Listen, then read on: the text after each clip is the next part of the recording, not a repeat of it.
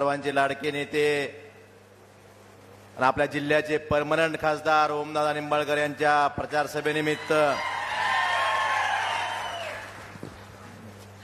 ओमदादाच्या प्रचारासाठी ज्यांची ही 5वी सभा आहे, जसं ओमदादाच्या पाठीशी धाराशिव जिल्ह्याच्या पाठीशी आदरणीय विलासराव देशमुख साहेबांचं छत्र होतं, त्याच पद्धतीनं मोठ्या भावाप्रमाणे त्यांच्या पाठीशी उभे असलेले या राज्याचे माजी मंत्री आणि महाराष्ट्राचे नेते आदरणीय अमितभाई देशमुख साहेब, आपल्या जिल्ह्याचे माजी पालकमंत्री, आपल्या जिल्ह्याचे ज्येष्ठ नेते आदरणीय मधुकररावजी चव्हाण साहेब, आता ज्यांनी आपल्याला मार्गदर्शन केलं असे आदरणीय उल्हासदादा पवार, व्यासपीठावर उपस्थित असलेले आदरणीय अशोकभाऊ जगदाळे, आदरणीय अप्पासाहेबजी पाटील, धीरजजी पाटील, राजाभाऊजी शेरखाने, आदरणीय विश्वासप्पा शिंदे, आमचे सहकारी नंदुबाई राजे निंबाळकर, धैर्यशील पाटील साहेब, प्रशांत काका पाटील, उमेश राजे निंबाळकर, अग्निवेशजी शिंदे, आपली सर्वांची भावना ज्यांनी व्यक्त करून दाखवली असे आदरणीय मुकुंददादा डोंगरे, अनिलजी लबडे, सत्यवान भाऊ सुरवसे, प्राध्यापक डॉक्टर संजयजी कांबळे, राजा अहमद पठाण साहेब, प्रदीपजी मगर, जगन्नाथदाजी गवळी, श्याममामा पवार, बाळकृष्णजी पाटील, राहुलजी कपले, सिकंदरजी बेगडे, रामेश्वर आबा तोडकरी, बाबासाहेबजी काशीद, अंदूरचे सरपंच रामदादा, व्यासपीठावर सर्व मान्यवरांची माफी मागतून व्यासपीठासमोर बसलेली सर्व तरुण मित्र, वडीलधारी मंडळी, खरं तर आपल्याला भैयांना ऐकायचंय, चव्हाण साहेबांना ऐकायचंय, ओमदादांना ऐकायचंय, मी जास्त काही बोलत नाही, पण भैयांनी आपल्यासाठी काय केलं हे आपल्याला सांगणं गरजेचं आहे. आपल्या जिल्ह्याच्या शासकीय वैद्यकीय महाविद्यालयाची मागणी 1993 पासून होती, परंतु ते मंजूर करायला अमित भैयांना वैद्यकीय शिक्षण खातं घ्यावं लागलं. भैया अंबेजोगाई सारख्या तालुक्याच्या ठिकाणी मेडिकल कॉलेज होतं. आमच्या जिल्ह्याचं मेडिकल कॉलेज कुठं झालं सगळ्या जिल्ह्याला माहित आहे. इथं सर्वसामान्य माणसाला आमच्या जिल्ह्यातल्या उपचारासाठी सोलापूरला जावं लागत होतं, पण आमच्या जिल्ह्याला मेडिकल कॉलेज नव्हतं.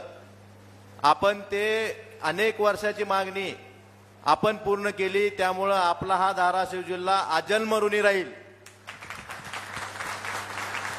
भैया आपण दुसरी एक सगळ्यात मोठी गोष्ट केली, आपणही कधी त्या बाबतीत उल्लेख करत नसाल.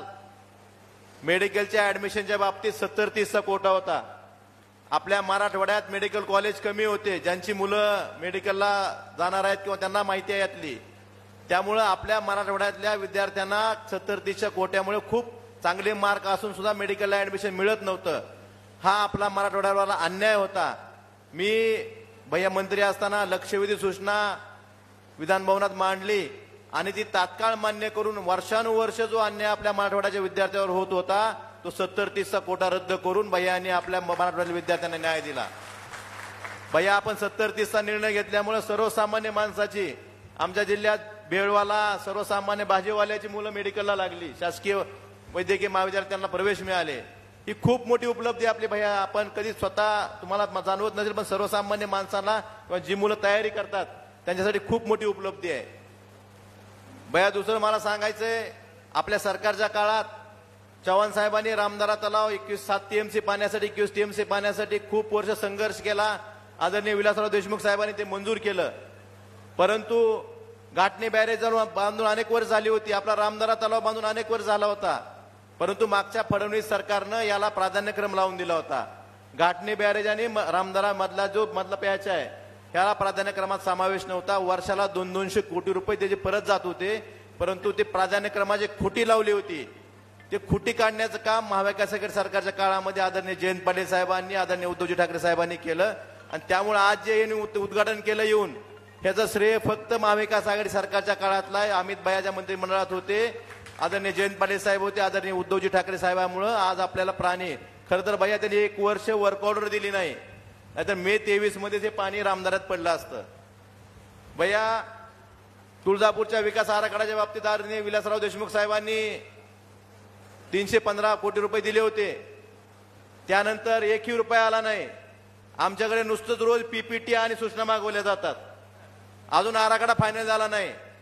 पण भैया निश्चितच आहे तुळजाभवानीच्या आशीर्वादानं परत तुळजाभवानीला पैसे देण्यासाठी तुम्हाला परत महाराष्ट्राच्या मंत्रिमंडळात द्यावं लागणार. आपल्याच हाताने तुळजाभवानीला परत पैसे मिळतील. हे मला आपल्याला या प्रसंगी सांगायचं आहे.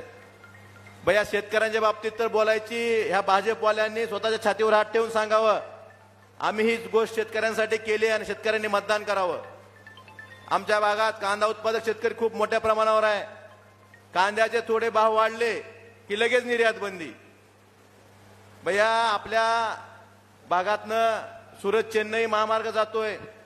आमच्या शेतकऱ्यांची मागणी होती ज्याप्रमाणे समृद्धी महामार्गाला तुम्ही भूसंपादनाला पैसे दिले त्याप्रमाणे भूसंपादन करा, पण शासन ऐकत नाही. परवा आमच्या भागातले आमच्या जिल्ह्यातले काही शेतकरी उच्च न्यायालयात गेले आणि थेट भूसंपादनाची कारवाई उच्च न्यायालयाकडून आदेश घेऊन आले. भैया धाराशिव तुळजापूर सोलापूर रेल्वे मार्गाचं भूसंपादन चालू आहे.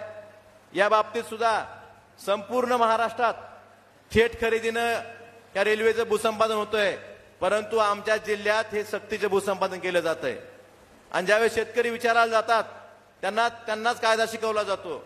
भैया आमच्या एका शेतकऱ्याचं कांद्याचं एका वर्षाचं उत्पन्न एवढं त्या जमिनीला किंमत मिळाली 4 लाख 5 लाख रुपये एकर, एवढी कवडीमोल किमतीनं ही जमीन संपादित केली जाते. आमचा विकासाला विरोध नाही, परंतु आमचा शेतकरी जर आपल्या जन्माची भाकरी, पुढच्या पिढ्याची भाकरी, ज्याच्यावर त्याचं आयुष्य चालतं, ही जर तुम्हाला देत असेल तर त्याला योग्य मोबदला मिळाला पाहिजे. परंतु भैया हे हुकुमशाही सरकार आहे, हे शेतकऱ्यांचं सर्वसामान्याचं ऐकून घेण्यापाहिजे करणाऱ्याचं सरकार नाही. त्यामुळे अशा सरकारला आपण काय करायचं हे आपण ठरवलं पाहिजे.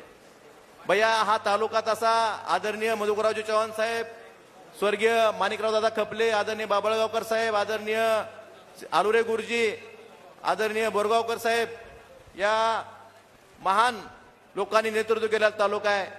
ही माणसं सर्वसामान्याला सहजरित्या भेटत होती, परंतु आजकाल इथं फेसबुक शिवाय भेटच होत नाही का होते. त्यामुळे आपल्याला निवडायचं आहे. ओमदादांना म्हणतात फोन उचलून काय काम होतंय, फोन उचलून काय काम होतं हे सर्वसामान्य माणसाला जेव्हा त्या डीपी झालेला असतो, त्याला एखाद्या पेशंटला बेड नाही मिळत, त्यावेळेस त्याला जो काम असतं त्यावेळेसच कळतं फोन उचलून काय काम होतंय.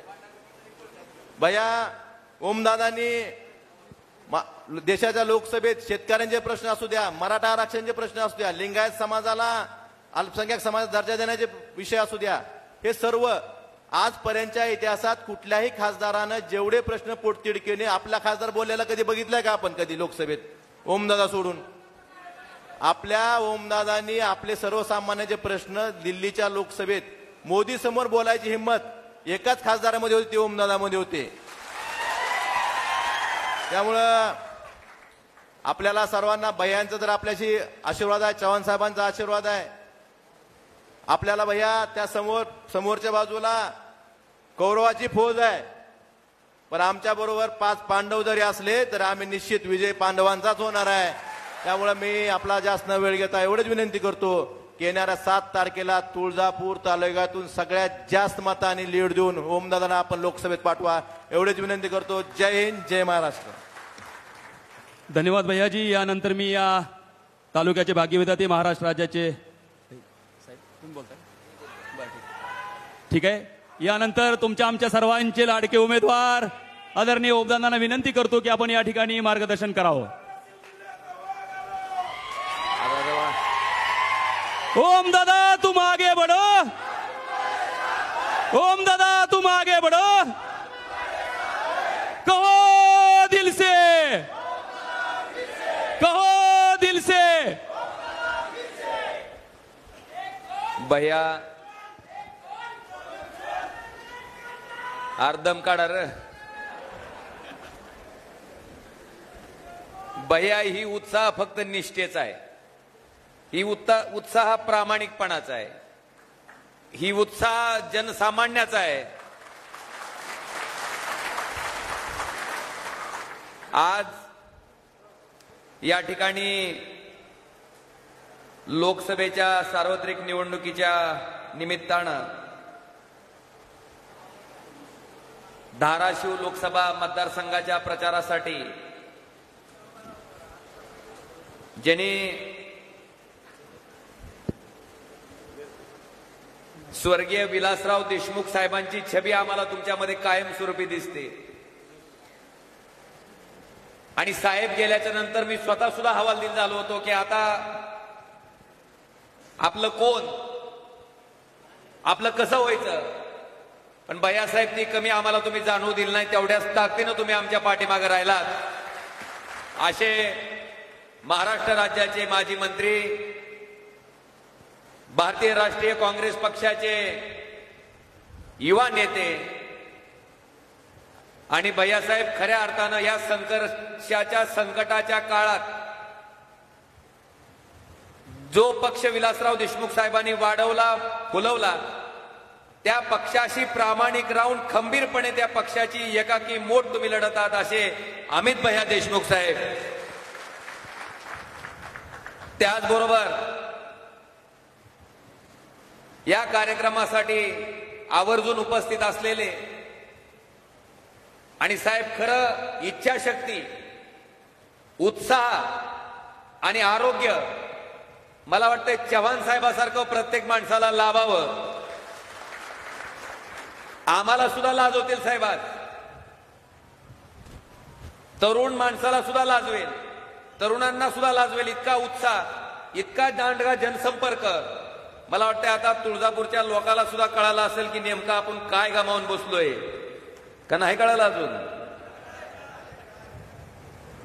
आधी चव्हाण साहेब नुसतं सांगूच तर साहेब गावात हजर, आता ह्या पियेला फोन लाव, त्या पियेला फोन लाव, अजून 100 पिये गेलं तरी ते तिकडच पालतं उताना होऊन जात आहे. जनसामान्याचा संपर्क असणारा लोकप्रतिनिधी गेल्याच्या नंतर आणि ह्या तालुक्याचे खरे आधार भगीरथ म्हणलं तरी वावगं ठरणार नाही. एका दुष्काळी तालुक्यासाठी ज्यांनी पूर्ण आपलं संपूर्ण आयुष्य वेचलं असे महाराष्ट्र राज्याचे माजी मंत्री, आमचे मार्गदर्शक सन्माननीय मधुकररावजी चव्हाण साहेब. दादा, तुम्हाला बघितलं की आम्हाला साहेबांची आठवण होती. विलासराव साहेब आणि तुम्ही म्हणजे मला वाटतं तुम्हाला अलिप्त करणारं कुठलं समीकरण नाही. तुम्ही आले की साहेब आले, साहेब आले की तुम्ही आले. असे कैलासवासी विलासराव देशमुख साहेबांचे परमस्नेही आदरणीय उल्हासदादा पवार. आणि साहेब, मैत्री कशी करावी, मित्र कसा असावा, मला वाटतंय साहेबांचं आणि तुमचं उदाहरण बघितल्याच्या नंतर आम्ही ते अनुकरण करतो असे उल्हासदादा पवार साहेब. त्याचबरोबर संकटाच्या संघर्षाच्या काळात जी माणूस आपल्या नेत्याच्या पाठीमागे प्रामाणिक उभा राहतो, इतिहास त्याची कायमस्वरूपी दखल घेत असते असे आपले राष्ट्रवादी काँग्रेसचे अशोकभाऊ जगदाळे साहेब. त्याचबरोबर ऑपरेशन झालेला असताना सुद्धा, आजारी असताना सुद्धा आपल्या माझ्या त्या तुळजापूरच्याही कार्यक्रमाला उपस्थित होते आणि आज इथंही उपस्थित आहेत असे भारतीय राष्ट्रीय काँग्रेस पक्षाचे माजी जिल्हाध्यक्ष, आमचे मार्गदर्शक सन्माननीय आप्पासाहेबजी पाटील साहेब. या कार्यक्रमाला उपस्थित असलेले धीरज भैया, बिलकुल काळजी करू नका. कुठे गेलेत भैया? तुम्ही काळजी करू नका. आता महाविकास आघाडी म्हणायचं नाही, आता भारतीय राष्ट्रीय काँग्रेस, सेना, राष्ट्रवादी असं नाही. आता आपण सगळे जण एक जीव आहेत आणि ही एक जीवपणा आता पुढच्या कित्येक वर्ष ह्याच ताकदीनं राहील. तुम्ही बिलकुल काळजी करू नका. असे भारतीय राष्ट्रीय काँग्रेस पक्षाचे जिल्हाध्यक्ष सन्माननीय धीरजजी पाटील साहेब, सन्माननीय राजाभाऊजी शेरकाणे, कैलासवासी पवनराजे निंबाळकर साहेबांचे मित्र विश्वासाप्पा शिंदे साहेब, सन्माननीय धैर्यशीलजी पाटील, सन्माननीय नंदुभैया राजे निंबाळकर, त्याचबरोबर प्रशांत काका पाटील, उमेश राजे निंबाळकर, अग्निवेशजी शिंदे आणि दादा मुकुंदादा कुठे गेलेत? आहेत का? बिलकुल काळजी करू नका म्हणो, मिळेल संधी, मिळेल दादाला सुद्धा.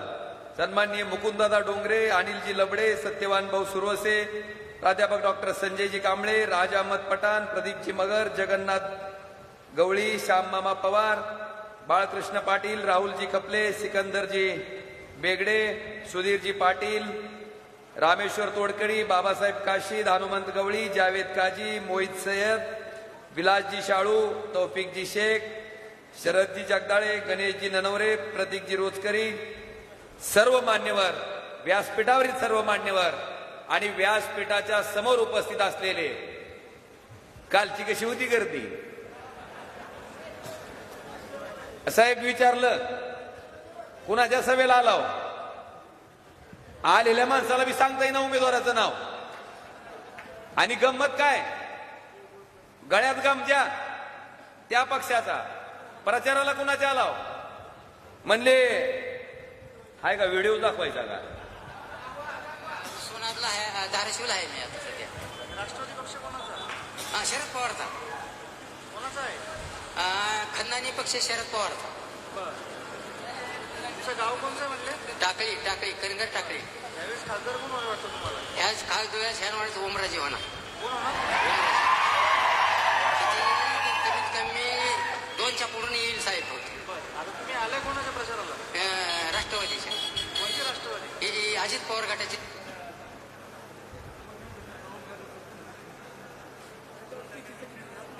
अरे माझा फोन घ्या. अरे हम आगे बढ़ चुके हैं. तुम्हाला लय फॉर्मची काळजी लागून राहिली होती, ती बी पास झालाय, सिलेक्ट झालाय, काय काळजी करू नका, मंजूर झालाय. हा, तिने ती अर्ध दाखवलंय. पण एक लय खतरनाक आहे. भैयासाहेब पैसे त्यांचे, गमजा त्यांचा, आणि त्याला विचारलं खासदार कोण होणार, म्हणतोय 2 लाख मतांनी ओमराजे होणार म्हणते. मला वाटतंय सभा त्यांची, चर्चा आमची. आणि मला सांगा, शेवटी प्रीपेड ती प्रीपेड, आणि ती भैया असं काय बोललं, म्हणला ती अर्चनाताई फी काही येत नाही, म्हणला निवडून ओमराजेच येते म्हणला. इतकं बोललं. आणि गंमत अशी की त्याच्या घरी ही घड्याळ्याचे चोरलेले कार्यकर्ते गेले पुन्हा. म्हणले असं कसं काय बोलला? अय म्हणलं, तुझ्या पैशाची हलगी तुझ्या सभेत वाजवून आलो. मत कुणाला द्यायचंय? लोकशाहीनं डॉक्टर बाबासाहेब आंबेडकरांनी मला अधिकार दिला आणि मी ओमराजेला टाकणार. काय पाहिजे भैया अजून? काय करायचंय? काय म्हणजे एखाद्या लोकप्रतिनिधीला ह्याच्यापेक्षा काय प्रेम पाहिजे? काल तुम्हाला निस्ती गर्दी होती भैयासाहेब, पण त्या गर्दीतले निमे सुद्धा मतं त्यांना पडणार नाहीत, निमे सुद्धा. अशी परिस्थिती आहे. मला आता तुमचा नंबर घेतलाय भैया, मी तुम्हाला पाठवतो व्हॉट्सअपला एक व्हिडिओ. ही जत्रा तीच बघायला लागली, रातभर झालं तीच चालू आहे. आणि भैयासाहेब, मला एका गोष्टीचा खरंच मनस्वी आनंद आहे. मी मगाशी उगाच म्हणलो नाही की विलासराव साहेब साक्षात आमच्या बरोबर आहे, असं आम्हाला त्या ठिकाणी प्रामुख्यानं वाटतंय. आज अमित भैयांची माझ्यासाठीची 5वी सभा ह्या मतदारसंघात व्हायला लागली, 5वी. ती फॉर्मच्या बातम्या आल्या काही टीव्ही चॅनलला, भैयांचा स्वतः फोन आला, काय नेमकी भानगड आहे, काय अडचण तर नाही की ओमराजे? मला सांगा, उमेदवार ओमराजे आहेत का अमित देशमुख आहेत ही कळायचा मार्ग नाही. इतक्या ताकदीनं भैयासाहेब आज आपल्या पाठीमागे उभे आहेत. आणि म्हणून मी आवर्जून म्हटलं की आज कैलासवासी विलासरावजी देशमुख साहेब आज आमच्या बरोबर आहेत. आज या ठिकाणी बोलत असताना भैयासाहेब मी संपर्कात आहेत ही माझं विरोधकच मान्य करते. होय रे, होय देवा, आपले विरोधकच म्हणते ही सगळ्याच्या संपर्कात आहे, ही सगळ्याचे फोन उचलते. आणि एक दिवस नाही, ओमराजेनं मागच्या लोकसभेच्या निवडणुकीत तुम्हाला शब्द दिला होता की ओमराजे फक्त निवडणुकीपुरतं प्रचारासाठी आलेला उमेदवार म्हणून खासदार राहणार नाही, तर अखंडपणे 5 वर्ष तुमच्यासाठी राबणारा म्हणून खासदार राहील. आणि सगळ्यात महत्वाचं भैया, खासदारासारखं आपल्यात काही दिसतच नाही, वरून खाल पोचतोर बघा तुम्ही. सदरा सुद्धा मी पांढरा घालीत नाही, आपलं असलं राहिलं म्हणजे भीतीच नको कसली. काय वाटलं की गपदिशी सांगता यावं. आणि बाईसाहेब माझं नशीब आहे, लोक हिनवतेत की गाडी बंद पडली आणि जॅकची मागणी केली, काय खासदाराचं काम आहे का? भैया, पण त्यांना आठवण करून द्यायची आहे स्वर्गीय मुख्यमंत्री विलासरावजी देशमुख साहेबांची. मला आठवण करून द्यायची त्यांना. विलासराव देशमुख साहेब मुख्यमंत्री होते महाराष्ट्र राज्याचे. काय होते? आणि मुख्यमंत्री असलेल्या माणसाला लातूरच्या काही पोरांची गाडी पकडली, डायरेक्ट साहेबाला फोन, साहेब ती गाडी सोडायला सांगा म्हणून. मला सांगा, ह्यांच्यासारखे जर कोण मुख्यमंत्री असते चर्चा करणारे, सोडले असते का हो?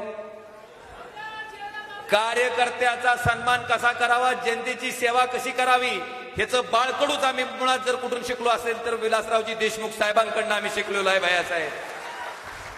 आम्ही कधी विचार केला नाही हे काम क्षुल्लक आहे का मोठं आहे, हे काम केंद्राचं आहे का राज्याचं आहे. अरे अडचण पडल्याच्या नंतर जसं आपल्याला त्या प्रत्येकाचं मत लागतंय तसं त्याची अडचण पडल्याच्या नंतर ती अडचण सुद्धा स्वतःची अडचण आहे असं समजून सोडवायचं काम मी केलं. भैया आता 4-4 कोटी रुपयाच्या गाड्या वापरणारे, त्यांच्या गाड्यात खेळा बी घुसला तरी कधी पंक्चर होत नाही. मग त्याचं टायर बसल्यावर त्यांना कधी कळेल का? मी का विचार करतो, मी स्वतः गाडीत आहे, माझी गाडी पंक्चर झाली, माझ्या गाडीत जॅक नसेल, मी काय करीन की माझ्या कुठल्या तरी जवळच्या माणसाला मी संपर्क करन आणि त्याला विनंती करन की बाबा मला तेवढी जॅकची व्यवस्था अमुक अमुक ठिकाणी माझी गाडी बंद पडली, मला व्यवस्था करून दे. कुणाला संपर्क करन? भैया माझं भाग्य आहे की त्या सामान्य माणसाला सुद्धा खासदार असून तो माणूस जवळचा वाटतोय, मी जवळचा वाटतोय, हे माझं त्याच्या पाठीमागचं यश आहे. आणि म्हणून इतके पक्ष फोडून एकत्र झालेत भैया, अजून माणसं घ्यायला चालू आहे, चेंगराचेंगरी व्हायचा वकूत आलाय तिकडं. कालचं बघितलं का तुम्ही? तिथलं सभा बघितली का नाही? कोण माईक वडतय, कोण हात वडतय, कोण पालकमंत्र्याचा उल्लेख कसा करतोय, काय भाष्य, काय सभा. म्हणलं ती स्टॅम्पेज होतं काय की चेंगराचेंगरी होती काय की अशी परिस्थिती होती? इतकी शक्ती एकत्र झाल्याच्या नंतर सुद्धा भाषण बघा तुम्ही त्यांच्या सगळ्या विरोधी आमदाराचं, सगळ्याचं भाषण एकच आहे. काय? फोन उचलल्यावर काय होतंय, फोन उचलल्यावर काय होतंय. अरे काहीच होत नाही तर तुम्ही का काळजी करायला म्हणावं, सारखं भाषणात बोलता फोन उचलल्यावर काय होतंय, फोन उचलल्यावर काय होतंय. उगाच जरा दमकाड म्हणाव. 7 तारखेचं मतदान होते, 4 तारखेच्या मतमोजणीला ये म्हणा, तुला धावतेच लोक फोन उचलल्यावर काय होतंय ते. कष्ट केलंय त्याच्यासाठी, प्रामाणिकपणे काम केलंय आणि 100% समर्पणाच्या भावनेतनं, सेवेच्या भावनेतनं मी त्या ठिकाणी तुमच्यासाठी राबत आलोय. आज भैया माझ्या संपर्काबद्दल ही काय बोलत नाही, पण माझ्याबद्दल त्यांनी चालू केलं की खासदाराचं ठळक काम सांगा. कसलं ठळक? भैयासाहेब विलासरावजी देशमुख साहेबांसारखं नेतृत्व लातूर जिल्ह्याला लाभलं म्हणून धाराशिव जिल्ह्यामध्ये 1983 पर्यंत तालुका असलेला लातूर जिल्हा धाराशिवच्या कितीतरी पटीनं पुढे गेला. आणि ज्या जिल्ह्याचं नेतृत्व धाराशिव जिल्ह्याचं 40 वर्ष इथल्या लोकांनी केलं, नावच घेऊन टाकतो, पद्मसिंह पाटील कुटुंबानं केलं. त्या जिल्ह्याची परिस्थिती काय भैयासाहेब? तर आकांक्षित जिल्ह्याच्या यादीत, दरिद्री जिल्ह्याच्या यादीत आमचा जिल्हा 3रा. आणि त्या जिल्ह्याचं नेतृत्व करणारे मंत्री म्हणून असलेले पद्मसिंह पाटील ज्या वेळेस खासदारकीची निवडणूक लढवत होते त्या यादीत मात्र श्रीमंत खासदाराच्या यादीत 3रे. भैयासाहेब एक फरक मला आवर्जून सांगायचा आहे. विलासराव देशमुख साहेबांनी जे काही नवं ते लातूरला हवं, जे काय करायचं ते लातूरला करायचं, कारण तिथल्या लोकांची बांधिलकी होती साहेबांची. आमच्याकडे सुद्धा 83ला मेडिकल कॉलेज मंजूर झालं धाराशिवचं. कुठं गेलं हो? कुठं गेलं? बघा आता मुंबई काय आदिवासी भाग आहे का? नेरूळ. मतदान टाकणार ही दवाखान्याची आवश्यकता ह्या लोकांची, मेडिकलसाठी ऍडमिशन शेतकऱ्याच्या पोरासाठी आवश्यक आहेत, पण कॉलेज गेलं कुठं? नेरूळ. भैया ही आमची शोकांतिका. नेरूळला नेलं ते नेलं, कॉलेज भैयासाहेब शासनाच्या मालकीचं नाही ठेवलं, स्वतःची पब्लिक चॅरिटेबल ट्रस्ट काढली भैयासाहेब आणि स्वतःच्या ट्रस्टच्या मालकीचं त्या ठिकाणी मेडिकल कॉलेज केलं गेलं. माझं या सभेच्या माध्यमातून जाहीर आव्हान आहे की तुम्ही 1983-84च्या नंतर आज 2024 उजाडलंय, एका तरी सामान्य गरीब शेतकऱ्याच्या पोराला डॉक्टर केलेलं फुकट दाखवा. ओमराजे या ठिकाणी जाहीर आव्हान देतोय की हे दाखवा तुम्ही एका तरी लेकराला डॉक्टर केलेलं. आणि सांगा की ह्या शेतकऱ्याचा फायदा, या शेतकऱ्याच्या लेकराच्या मुलाचा फायदा त्या मेडिकल कॉलेजच्या माध्यमातून आम्ही केला. भैया एक सुद्धा उदाहरण नाही. आम्हाला काय सांगतेत? आम्हाला सांगतेत की आम्ही हिथून पेशंट घेऊन जाऊन इलाज करतो. आणि कशी इलाज करतो? मोफत. भैयासाहेब, ही मोफत इलाजाची पण माहिती मी काढली, माहितीच्या अधिकारातच काढली. तेरणा स्पेशालिटी हॉस्पिटल आणि रिसर्च सेंटर, महात्मा फुले जन आरोग्य योजना आहे आपल्याकडे, माहिती आहे का? जर ही योजना त्या दवाखान्याला लागू असेल तर इलाज दवाखाना करते, बिल कुणाकडून घेतय? शासनाकडून. भैया, या हॉस्पिटलला 2012 पासून ही योजना लागू आहे.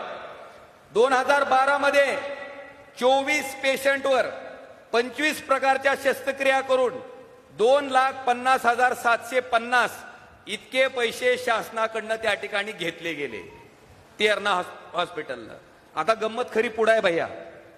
2013 मध्ये 16 पेशंटवर 138 प्रकारच्या शस्त्रक्रिया. गंमत बघा. आता तुम्ही वैद्यकीय शिक्षण मंत्री होता, 16 पेशंटचं 138 वेळेस काय खोल फिटिंग केलंय? खरंच ती 16 पेशंट इथं आणून दाखवणं गरजेचं आहे की त्या आहेत का नीट, म्हणजे सगळं जागच्या जागेवर आहे का? आणि भैयासाहेब, 10,13,500 इतकी रक्कम त्या ठिकाणी शासनाकडनं क्लेम केली गेली. 2014ला त्याचाच कित्ता गिरवलाय. पवार साहेब, 9 पेशंटवर 80 प्रकारच्या शस्त्रक्रिया. काय गंमत आहे बघा, तरी राहिला असेल का माणूस जागेवर? आणि त्याच्यासाठी 11,32,500 इतकी रक्कम. हे असंच सगळं 2023 पर्यंत काढलं तर डॉक्टर पद्मसिंह पाटील, राणा पाटील आणि अर्चना पाटील यांच्या मेडिकल हॉस्पिटलनं नेरूळच्या 18,23,71,248 रुपये शासनाकडून घेतलेत. आणि हे आपल्याला उपकाराची भाषा करते की तुला फुकट तपासलं. तपासलं का? शासनाचा पैसा म्हणजे कुणाचा आहे शेवटी? भैया, ही त्यांची लबाडी. माझं जाहीर आव्हान आहे की ह्याच्या बाबतीतली ही 16 माणसं ज्याच्यावर 138 शस्त्रक्रिया केल्या आणि 9 माणसं ज्याच्यावर 80 शस्त्रक्रिया केल्या, ही माणसं जाहीर सभेत दाखवावी आणि काय काय उपचार केले ती सांगावे आणि तिथं येऊन भाषण करावं की आम्ही ह्यांच्यावर फुकट इलाज केले म्हणून. लबाडी चालणार नाही. अरे, ती काळ गेला. तुम्हाला घाबरून, तुम्हाला दडपणाला बळी पडून, तुमच्या झुंडशाहीला आणि दुंडशाहीला बळी पडून कोणतरी गप्प बसाल. आता तुमच्या ह्या अन्यायाच्या विरुद्ध पेटून उठणारं नेतृत्व ह्या जनसामान्य जनतेनं तयार केलंय. तुमची प्रत्येक गोष्ट आता पुराव्यासहित उघड केल्याशिवाय हा ओमराजे गप्प बसणार नाही, हे सुद्धा मला आवर्जून या ठिकाणी सांगायचं. भैयासाहेब, माझं पहिलं ठळक काम हे आहे की आम्ही त्यांच्यासारखं मेडिकल कॉलेज मुंबईला नेऊन पब्लिक प्रायव्हेट पार्टनरशिप मध्ये नाही चालू केलं, ह्या धाराशिव मध्ये चालू केलं, आपल्या आशीर्वादानं चालू केलं, आपल्या मंजुरीनं चालू केलं. आणि जवळपास पुढच्या वर्षी डॉक्टर झालेली मुलं त्या मेडिकल कॉलेजमधनं बाहेर पडतात. हे महाविकास आघाडीच्या काळातलं मंजूर झालेलं मेडिकल कॉलेज आहे. हे माझं पहिलं ठळक काम. कसं? सांगा त्यांना. पुढं RDSS नावाची केंद्र सरकारची योजना आहे. आता लाईटीची अडचण आहे, मला कुठून कळाली असेल हो? दादा डीपी जळाला. सीझन मध्ये एक फाटा एक दिवस चालवते, दुसरा फाटा दुसऱ्या दिवशी चालवते. 4 दिवस त्यातली शिकडं लाईट ह्या फाट्याला, दुसऱ्या फाट्याला दुसऱ्या. ह्या का दादा डीपी नेलता, आणला, जळाला. कुठून कळालं? आणि भैयासाहेब, फोनवर अडचण कळाल्यामुळेच केंद्र सरकारची RDSS ची योजना, ज्याच्यात त्याचा अध्यक्ष खासदार आहे, मी या धाराशिव जिल्ह्यासाठी 1,370,00,000 रुपयाचे धाराशिव जिल्ह्यामध्ये 40 नवीन सबस्टेशन, 38 त्या ठिकाणचे नवीन ऍडिशनल पॉवर ट्रान्सफॉर्मर आणि ज्या जुने सबस्टेशन आहेत तिथं 13 त्या सबस्टेशनची क्षमता वाढ त्या ठिकाणी केलं. आणि आपल्या तुळजापूर तालुक्यामध्ये 33 केव्हीची जे नवीन सबस्टेशन करतोय, जिल्ह्यात 40 आहेत, त्याच्यापैकी तुळजापूर तालुक्यातले 7 आहेत. पहिलं पिंपळा देवकुरळी, दुसरं कारला खंडाळा, तिसरं ढेकरी, चौथं नंदगाव, पाचवं वडगाव काठी, सहावं तामलवाडी औद्योगिक आणि पिंपळा. ही असे 7 सबस्टेशन या ठिकाणी आपण तुळजापूर तालुक्यासाठी 33 केव्हीचे मंजूर केले. ऍडिशनल पॉवर ट्रान्सफॉर्मर काटी, तामलवाडी ग्रामीण, होर्टी, मंगरूळ, बारूळ, तुळजापूर ग्रामीण ह्या ठिकाणी ऍडिशनल 6 ट्रान्सफॉर्मर आपण सबस्टेशनचे मंजूर केले. आणि क्षमतावाढ शहापूर आणि माळुंब्रा या ठिकाणी केलं. भैयासाहेब, शेतकऱ्याचे 2250 वैयक्तिक डीपी, एक डीपीला किती हिंडताव इस्टिमेट करा. खासदाराचं शिफारस पत्र आणा, आमदाराचं शिफारस पत्र आणा, सँक्शन झालंय का बघा, डीपीडीसीची मीटिंग झाली की आमचं नाव यादीत आलंय का बघा. भैयासाहेब, ते सुद्धा 1.5 कोटीची तरतूद होती, 18 कोटी रुपयाला नेली.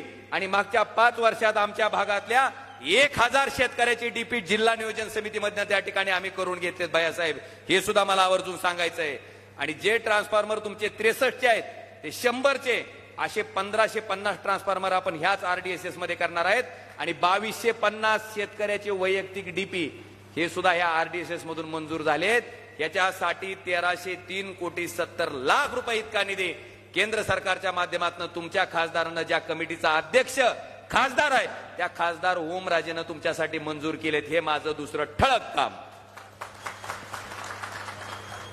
आता भानगड अशी झाली की मी कधी सांगायच्या भानगडीत पडलो नाही. का म्हणलं, ही 1303 कोटी काय आपण गोर्धनवाडीची जमीन इकून आणून दिलंय काय? नाही. पैसे कुणाचे आहेत? कुणाचे? जनतेचे. कसं? खताच्या पोत्यावर किती जीएसटी भरताव? आता कसं वाटतंय? माणूस वर गेल्याच्या नंतर त्याला पोचवायचं जी सामान असतंय त्या सामानावर सुद्धा जीएसटी आहे. म्हणजे जीएसटीच्या रूपानं पैसे कुणाकडून गोळा केले जातात? आणि जनतेकडनं गोळा केलेले पैसे जनतेसाठी खर्च केला तर ह्याच्यात उपकाराची भावना पाहिजे का कर्तव्याची? ओमराजेनं कर्तव्य म्हणून पार पाडलं. आणि म्हणून बांधवानो, त्या ठिकाणी आजपर्यंत मी कधी कुठल्या कामाचं उद्घाटन, नारळ फोड्या कार्यक्रम केला नाही. मला आपल्याला सांगायचे की माझं बरं झालं त्यांनी विचारलं, तर तुम्हालाही वाटायचं आले हे नुसतंच फोन उचलते काय की बाकीचं काय केलं का नाही की. विचारलं म्हणून बरं झालं सांगता तरी आलं आपल्याला. ही माझं दुसरं ठळक काम. तिसरं, प्रधानमंत्री ग्राम सडक योजनेमधनं 133 किलोमीटर लांबीची 89 कोटी रुपयाची कामं माझ्या खासदारकीच्या काळात 5 वर्षाच्या काळात मी त्या ठिकाणी पूर्ण करून घेतले, मंजूर करून. त्याचबरोबर तुळजापूर नळदुर्ग रोड हा रस्ता 10 मीटर रुंद होण्यासाठी जवळपास 30 किलोमीटरच्या लांबीसाठी 183 कोटी रुपये मंजूर करून घेतले. त्याची निविदा प्रक्रिया चालू आहे. नळदुर्ग अक्कलकोट रोड 39 किलोमीटर लांबीचा 274 कोटी रुपये त्या ठिकाणी ह्या कामासाठी मंजूर करून घेतले. आणि सगळ्यात महत्वाचं, माझ्या खासदार निधीमधनं तुळजापूर तालुक्यासाठी 2 कोटी 32 लाख रुपये दिले. 50-54, 30-54 मधनं 3 कोटी 25 लाख रुपये दिले. जनसुविधेमधनं 80 लाख रुपये दिले. आणि 25-15 मधनं 1 कोटी रुपये दिले. आता फक्त हुकलं एक की नारळ फोड्या कार्यक्रम मात्र माझ्याकडून. पण ओमराजेनं काम केलं नाही असं होतंय का त्याचा अर्थ? ही कामं त्यांना सांगा, रेकॉर्ड केलं असतं तर दावा सारखं काय केलं असतंय. ही घे म्हणा ठळक. ही पुढचं आणि शेवटचं एक महत्वाचं काम, दिव्यांग बांधवासाठी त्या ठिकाणी आलिमको आणि समाज कल्याण विभागाच्या माध्यमातून 1976 पासून कानानं ऐकायची मशीन असेल, कृत्रिम पाय असेल, कृत्रिम हात असेल, त्याचबरोबर अंध व्यक्तीसाठी स्मार्टफोन असेल, तुमची स्मार्ट स्टिक असेल, ह्या सगळं साहित्य 76 पासून वाटप होतंय. कितीपासून? 1976 पासून. पण 1976 पासून 2019 पर्यंत एकाही खासदारानं ही योजना राबवली नव्हती. ओमराजे पहिला खासदार आहे ज्यानं ही योजना राबवली. आणि माझ्या अपंग बांधवासाठी 4 कोटी 61 लाख रुपयाचं साहित्य, 3 चाकी रिक्षा असेल, 3 चाकी सायकल असेल, 3 चाकी इलेक्ट्रिक सायकल असेल, कानानं ऐकायची मशीन असेल, हे सगळं साहित्य माझ्या त्या दिव्यांग बांधवासाठी ओमराजेनं पोच केलं. हे माझं ठळक काम. कसं काम? तुम्हाला सुद्धा कटाळाला असं आले, ही काय पारायण लावलंय उगाच म्हणून. पण बाबांनो, त्यांना सांगणं गरजेचं आहे. नाहीतर तुम्हाला वाटायचं हे नुसतं जागता मीवाला खासदार आहे काय की. म्हणून सांगितलं हिनवू दे, आपल्याला काय बोलायचं ते बोलू दे. मला आपल्या माध्यमातून एवढंच सांगायचं, फक्त संपर्कच ठेवतोय, कामच करतोय असं नाही. जो माणूस शेतकऱ्याच्या एखाद्या गायी आजारी पडल्यानंतर जर संवेदनशील नजरेनं बघत असेल, त्याच्याकडे डॉक्टर पाठवत असेल, तर तुमच्या जीवनावर परिणाम करणारी जी केंद्राच्या योजना आहेत, राज्याच्या योजना आहेत, ती राबवण्याच्या बाबतीत खासदार कधी कमी पडेल का हो? पडेल का? सोलापूर, तुळजापूर, धाराशिव रेल्वे मार्ग 2014ला मंजुरी आहे. मोदी साहेबच पंतप्रधान होते. 14 ते 19 एक गुंठा जमिनीचं तरी अधिग्रहण झालं का? 19 ते 24 मध्ये अधिग्रहणालाही गती मिळाली, टेंडरही निघालं. मला वाटतंय जर ह्या कामाला गती मिळालं असेल तर ह्याचं श्रेय कुणाला? खासदाराला द्याचाल की? राज्याकडे तर रेल्वेचा विभाग नाही की, नाहीतर पुन्हा अजून कोणतरी यायचं, आपलं लेकरू काकाला हाणून म्हणायचं. तुम्हाला माहिती आहे पद्धतीतली नारळ फोडायची. बांधवानो, ही कामं मी केलेत, हितच केलेत असं नाही. सभागृहात सुद्धा तुमचा खासदार कधी गप्प बसलेला बघितला का? मराठा आरक्षण असू दे, धनगर आरक्षण असू दे, त्या ठिकाणी मुस्लिम आरक्षण असू दे, सगळे प्रश्न मी त्या ठिकाणी प्रामाणिकपणे मांडायचं काम लोकसभेत केलंय. आणि त्याचबरोबर शेतकऱ्याचे, सर्वसामान्याचे प्रश्न असू दे, कुणाच्याही बापाला न घाबरता नुसतं तोंड चाटकं बोलायचं नाही. नाहीतर भैया मी संसदेतले भाषण ऐकतो बरं का, सत्ताधारी पक्षाचे. काय भाषण माहितीये? हमारे देश के बोलतो ऐसे, हमारे देश के यशस्वी प्रधानमंत्री नरेंद्र मोदी जी के नेतृत्व में हमारी देश जो तरक्की कर रहा है उसके अवसर में शामिल. आता म्हणलं इथं शेतकऱ्याचा काटा निघालाय, 11,000 सोयाबीन 4,000 निघाले, काय तरक्की कर रहा है? कांद्याचं कसं आहे? कांदा होय, कांदा ज्या ज्या गावात कांदा उत्पादन आहे भायासाहेब, तिथं तर शेतकरी नासलेले कांदे घेऊनच तयार आहेत. या म्हणले फक्त प्रचाराला. आणि मला आवर्जून सांगायचंय, लिंगायत समाजाला अल्पसंख्याक समाजाचा दर्जा देण्याच्या बाबतीत मागणी करणारा मी लोकसभेतला पहिला आणि एकमेव खासदार आहे, हे सुद्धा मला आवर्जून या ठिकाणी सांगायचंय. आणि म्हणून बांधवानो, आज मला एक विषय सांगायचा आहे की भैयासाहेब, आमच्याकडं शेतकऱ्याचं पीक कर्ज जे वाटप व्हायचं, मी खासदार होण्याच्या पूर्वी तुम्हाला फक्त उदाहरणावरून सांगतो, 2020ला 1590 कोटीचं टार्गेट होतं आणि 467 कोटी रुपये वाटप केले, म्हणजे फक्त 29%.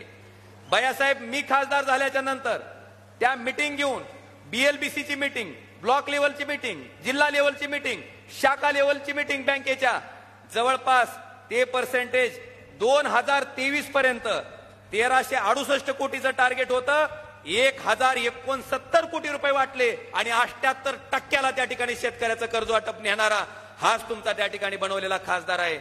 भैयासाहेब, जवळपास शेतकऱ्याला 500 ते 600 कोटी रुपये जास्तीचे कर्जाच्या रूपानं त्या ठिकाणी ह्याच कार्यकाळात मिळाले. हे सुद्धा मला आवर्जून या कार्यक्रमाच्या निमित्तानं सांगायचंय. हे सुद्धा माझं ठळक काम, त्यांना सांगा ठळक कसलं पाहिजे तसलं. आज बांधवानो, मला आपल्या सगळ्याला विनंती करायची आहे की आता कृष्णा मराठवाड्याचं आमदार साहेबांनी सांगितलंय तुम्हाला, पण एवढंच तुम्हाला आता सांगायचंय की शेतकरी किती जरा हात वर करा बरं आता. अरे मग त्यांना मत इरवट टाकल्याने झोडकायची पाळी आहे सगळी शेतकरी. आता भाई और बहनों, किसानों की आमदनी 2022 तक दुगनी हो गई क्या नहीं हुई? माना की हुई का? झालं का नाही दुप्पट?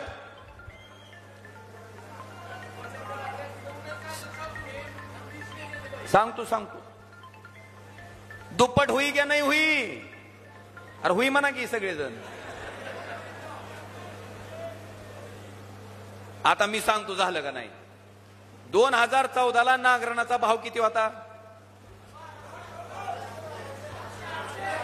अरे मला बी वावर आहे,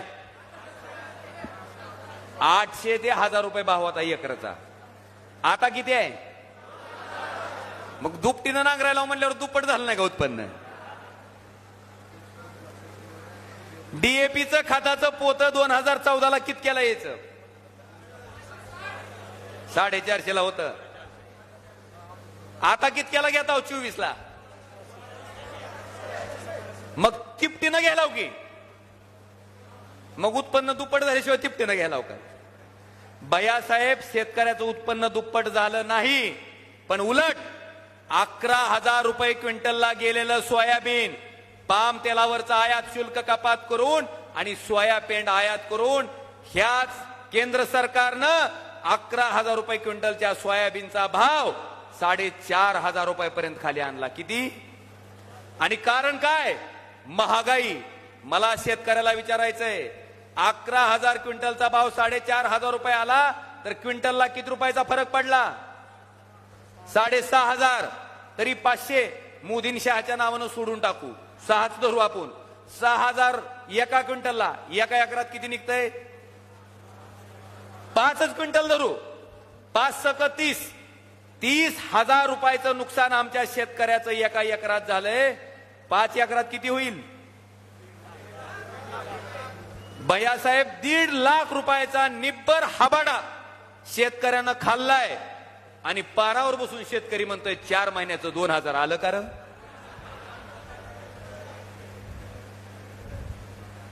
आता 1.5 लाख जास्त आहेत का 2,000?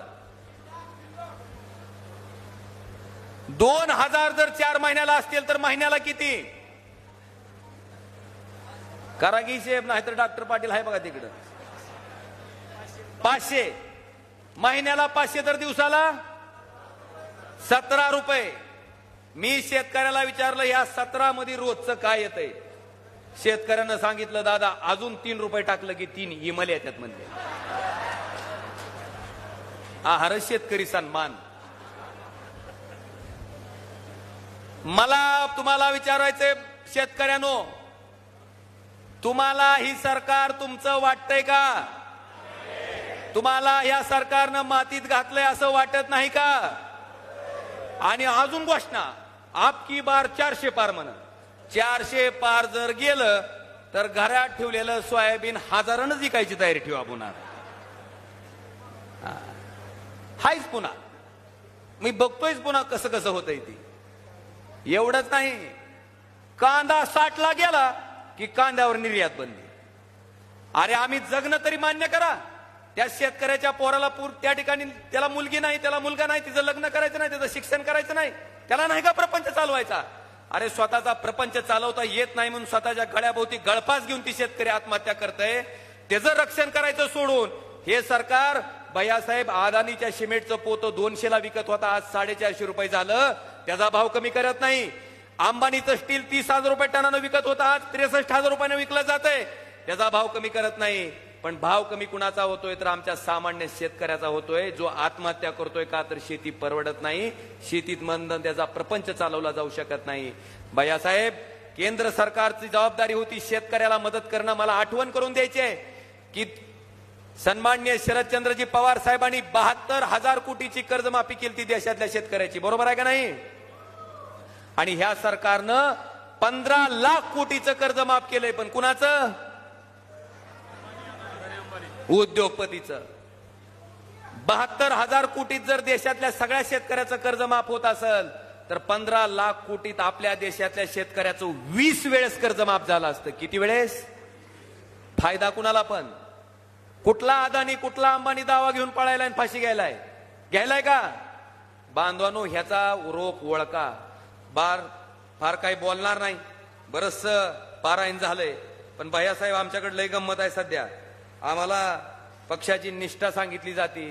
मला फक्त 2च उदाहरण द्यायचे, फार काही लांबलचक बोलणार नाही. 45 वर्ष शरद पवारांनी ज्यांना मंत्री म्हणून त्या ठिकाणी कायमस्वरूपी सत्तेत ठेवलं, तेच डॉक्टर पद्मसिंह पाटलाचं कुटुंब. आता काही पवार साहेबाची सत्ता येत नाही. आपलं ईडीनं हाणलेलं गबाळ आता ईडीच्या हातात सापडतं काय? की ह्या भीतीपुट एका दिवसात भारतीय जनता पार्टीत गेले. भैयासाहेब, त्यांच्यापेक्षा आम्ही बरे की आम्हाला उद्धव साहेबांनी एकदा आमदार आणि एकदा खासदार केलं. पण त्या ठिकाणी संकटाच्या, संघर्षाच्या काळात पक्षाचं चिन्ह जात असताना, पक्षाचं नाव जात असताना, सत्ता जात असताना आणि पलीकडे गेली की 50 खोके मिळत असताना त्याच्यावर लात मारून आम्ही उद्धवजी ठाकरे साहेबांच्या मागे प्रामाणिकपणे उभे टाकलेले आम्ही बरे. भैयासाहेब, विषय असंख्य आहेत. आणि पक्षाचा तर असा केमिकल लोचा झालाय त्यांचा. तुम्ही ऐकलं का नाही? आपल्या उमेदवार आल्या भगवंताच्या पायरीवर, त्यांना म्हणले आता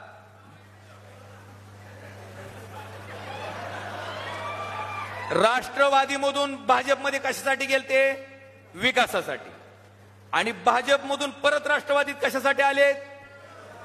ही विकासन मकरंद अनासपुरीची सोन्याची टोपी, काही फरक नाही. माहितीये का नाही? सोन्याची टोपी.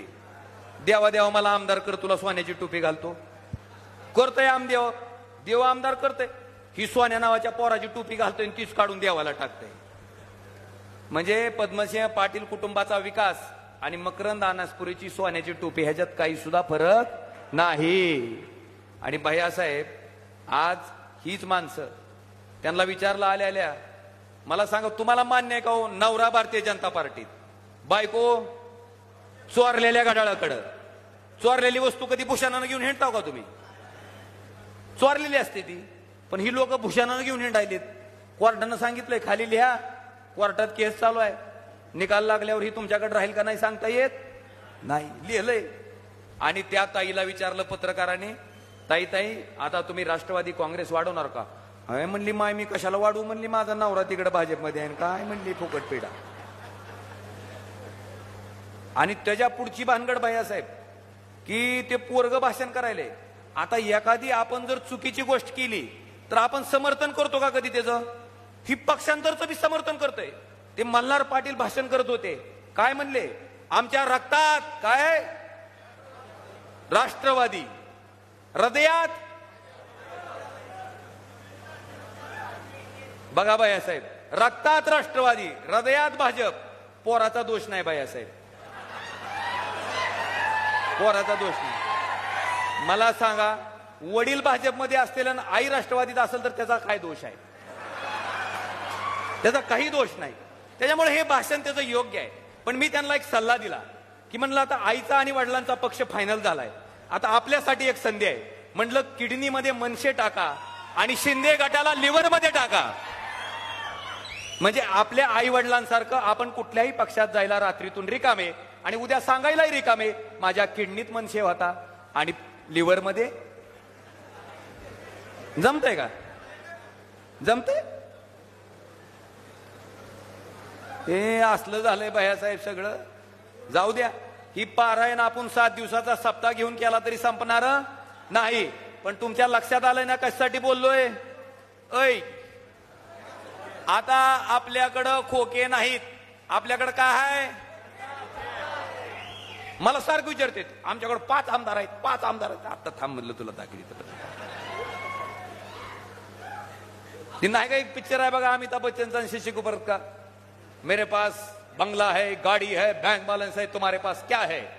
तसं ती विचारते, हमारे पास 5 आमदार है, तुम्हारे पास क्या है? मतलब मेरे पास ये सामान्य जनता है. आणि ती जनता धावती तुम्हाला म्हणा उद्याच्या 7 तारखेला. आणि म्हणून बांधवानो, आता ह्याच्या समारोपाकडे आलोय मी. आता येणाऱ्या उद्याच्या 8 तारखेला जे आपल्याला मतदान करायचंय, मला माहिती आहे, पण जिरलेली भाकर खरंच जिरली का टेस्टिंग करावं लागते. म्हणून हाट म्हणून तुम्हाला वाटायचं मोदीची मन की बात सारखं चालू आहे काय गिन घालून ऐकायचं. पण 8 म्हणल्या खालचं पब्लिक काय म्हणलं, ह्याचा अर्थ जिवंत सभा होती कालच्या सारखी. हे गप्र बाबा तुझं तर. आणि म्हणून उद्याच्या येणाऱ्या 7 तारखेला आपलं बाण चोरलेला आहे, माहिती आहे का नाही? बरेच लोक म्हणतात ओमराजेला मतदान टाकायचंय आणि चिन्ह काय म्हणलं की अरे ती दुसरंच म्हणायले. आता चिन्ह आपला बाण चोरलाय तर काय दिलंय? काय दिलंय? काय दिलंय? मशाल. आपला पाईप लिकेज झाल्याच्या नंतर आपण जी टेंबा करताव का पाईप गरम करायला, करताव का नाही? ती जसा दिसतंय तशी काय दिसती? ही मशाल. आपण दसऱ्यामध्ये आई तुळजाभवानीच्या पदस्पर्शानं पावन झालेल्या तुळजापूर नगरीतनं, आईच्या मंदिरातनं हीच काय घेऊन जातो?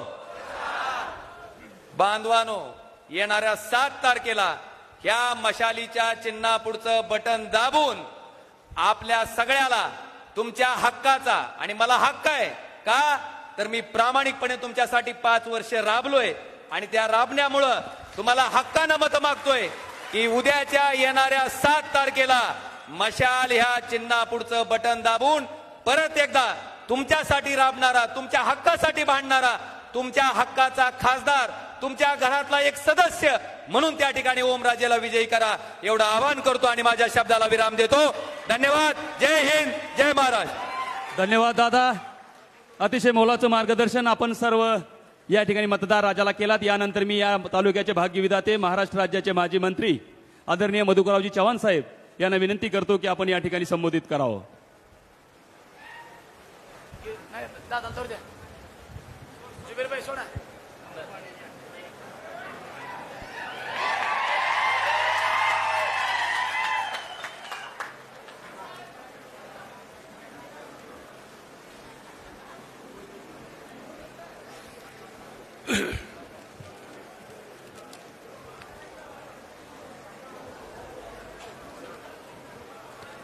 धाराशिव लोकसभा मतदारसंघातील महाविकास आघाडीचे उमेदवार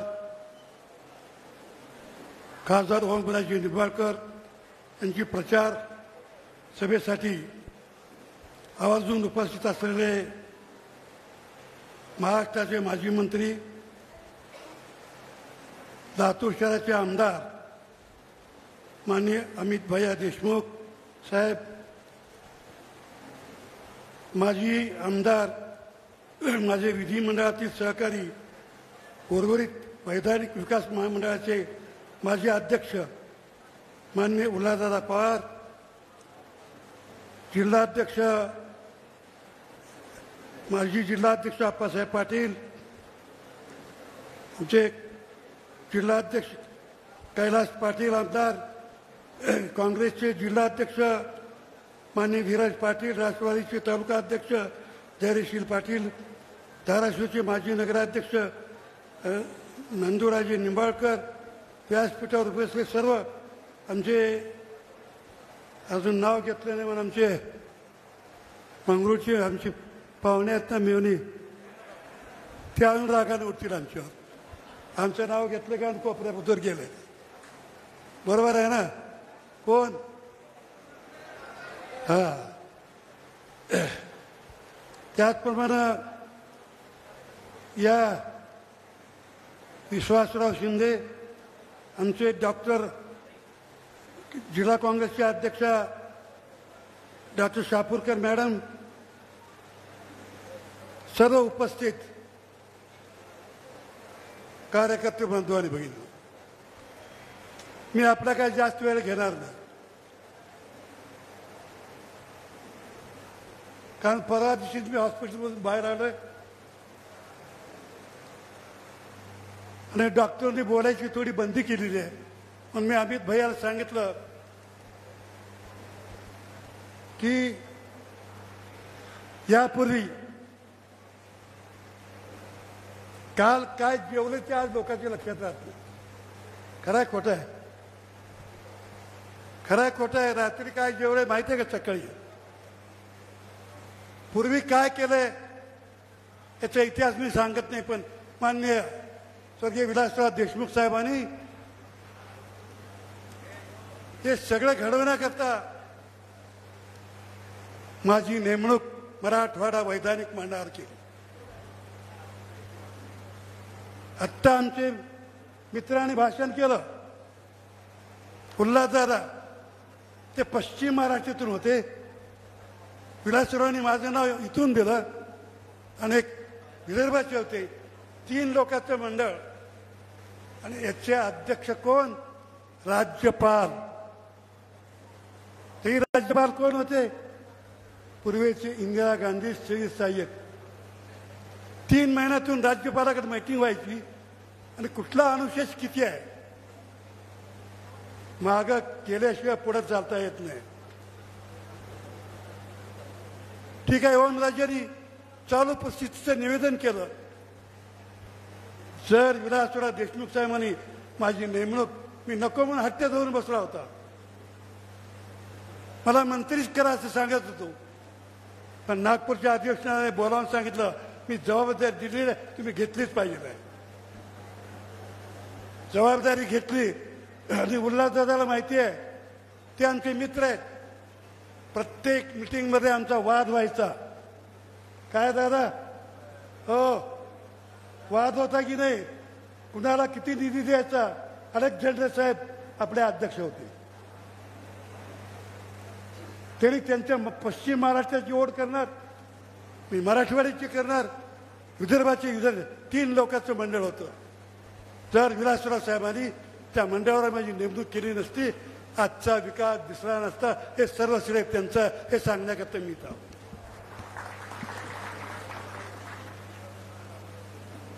त्या तालुक्यामध्ये 250 टँकर लागत होते. काय बरोबर आहे का नाही? पाणी भरण्याकरता 8 लोक मेले टँकर मागं पुढे होत असताना. पण आज एक टँकर लागत नाही. त्याचं कारण मराठवाडा वैज्ञानिक मंडळातून झालेलं 21 TMC पाण्याच्या बाबतीमध्ये सगळं बोलतात. त्याच्यामध्ये चुकीचं किती आहे आणि खरं किती आहे हे कुणी सांगत नाही. आलं काय 21 TMC पाणी असं कुणी सांगावं. ज्या विलासराव साहेबांनी 21 TMC पाणी मंजूर केलं परवाच. हो ओमराजे 21 TMC पाणी मंजूर झालं, ते मिळालं का? नाही. मी सांगतो अजूनही नाही. टीका करायची नाही, मला विरोध करायचा नाही, पण ते मिळवण्याकरता प्रयत्न करा. कारण फक्त 7 TMC दिलेलं आहे. मराठवाड्याची मिटिंग असताना शेवटची मिटिंग मराठवाड्याला पाणी देण्याची, त्याच्यानंतर औरंगाबादला मिटिंगच झाली. त्याच वेळेस परवा लग्नाच्या वेळेस आमचे गायकवाड साहेब EC होते, सेक्रेटरी होते. मंत्रिमंडळ उठून गेलं. शेवटी विलासराव साहेबांनी सांगितलं गायकवाड ती फाईल घ्या आणि स्वतःच्या अक्षर हाताने 21 TMC पाणी मंजूर, स्वतःच्या हस्ताक्षराने. नंतर मंत्र्यांनी मंजूर केले आणि इथं पूजा केली. आज केवळ मराठवाड्याला 7 TMC पाणी मिळणार आहे. त्याचा प्रयत्न 21 TMC कडे करणं वस्तुस्थिती सांगतोय. असं कुणाला ठिकाण मी करत नाही. अजूनही आपण रेकॉर्ड बघा, आता माझं रेकॉर्ड तुम्हाला दाखवतो. आज तुमचा प्रश्न येत नाही, पण केंद्रातून काही अडचणी आल्या तर येऊ नये. आणि आमच्या हक्काचं 21 TMC मध्ये 7 TMC पाणी तुळजापूर, उमरगा आणि लोहारा. पण फक्त आता 2.5 कार्य कमी केले. मी परवा दौरा करून आलो. मी विचारलं त्यांना काळ्याची रुंदी मोठी होती आता बारीक का झाली. त्या अधिकारी म्हणतात वर जाऊन विचारा. आता वर कुठे वर जाऊ का विचारा. अजून पुष्कळ वर्ष मी खाली राहणार आहे. एवढ्या लवकर वर काय जाणार नाही हे तुम्ही लक्षात ठेवा. अजून बरेचसे मला बघायचं आहे, बरेचसे काढायचं. पण तुळजापूरला 300 कोटी देत असताना तिथं देखील हाताने लिहिलेलं आहे. काही लोकांचा विरोध होता. 300 कोटी दिले. मी केविलवाना प्रश्न केला तुळजापूरकरांना सगळ्यांना. काय प्रश्न केला की ज्यांनी 300 कोटी दिली, ज्यांनी 21 TMC पाणी दिलं, या भागात उन्हाळ्यात प्यायला पाणी नव्हतं. आज कांदा उत्पादक, मी सगळ्या शेतकऱ्याकडे फिरलो, कांदा उत्पादक शेतकरी या भागात आहे. भेटी घेतल्या, भाव कमी जास्त झाला. त्यांची आसूर तर पुसावे लागतील. माझ्या हातात काय देणं घेणं नाही, पण भेटी दिल्या एवढं तर सत्य आहे. म्हणून मी फक्त एकच मागितलं. जसं परवा विलास कारखान्यावरती विलासरावांचा पुतळा बसवला, तसं तुळजापूर शहरामध्ये एक 10 बाय 20ची जागा द्या. पैसे देऊ नका, पण मला त्यांचा एक पुतळा बसवायचा आहे. ज्यांनी काम केलं त्यांची आठवण चिरंतन राहिली पाहिजे ना, हे आपण लक्षात ठेवा. मी परवा सांगितलं, हो खासदार आले, मी तुमच्या पाठीशी आहे. झालं काय, काही लोकांनी वाटलं, मी बोलायला खरं म्हणजे इच्छा नाही पण बोलतोय, काही लोकांनी वावटाळ होतो, काही आमचे असतील, काही विरोधक असतील, त्याला बदनाम कसं करावं, भवितव्यामध्ये याला काही तिकीट मिळू नये. अरे मला कुठे तिकीट मिळवायचं आहे, मला कुठे निवडणुकीला उभा टाकायचं आहे. आता माझं 91 वर्षाचं आहे, मी केलं ते खूप केलं, लोकांसाठी केलं. आज या उस्मानाबाद शहरामध्ये मेडिकल कॉलेज आणलं बरोबर आहे, तर त्याच्या इमारतीला 300 कोटी रुपये, शिंदे कुठे आहेत, शिंदे तुम्ही शिंदे 300 कोटी रुपये विलासरावांनी दिले आणि 300 कोटी रुपये बाबांनी दिले, बरोबर आहे. तर मेडिकल कॉलेज उभं राहायला एक इमारत झाली.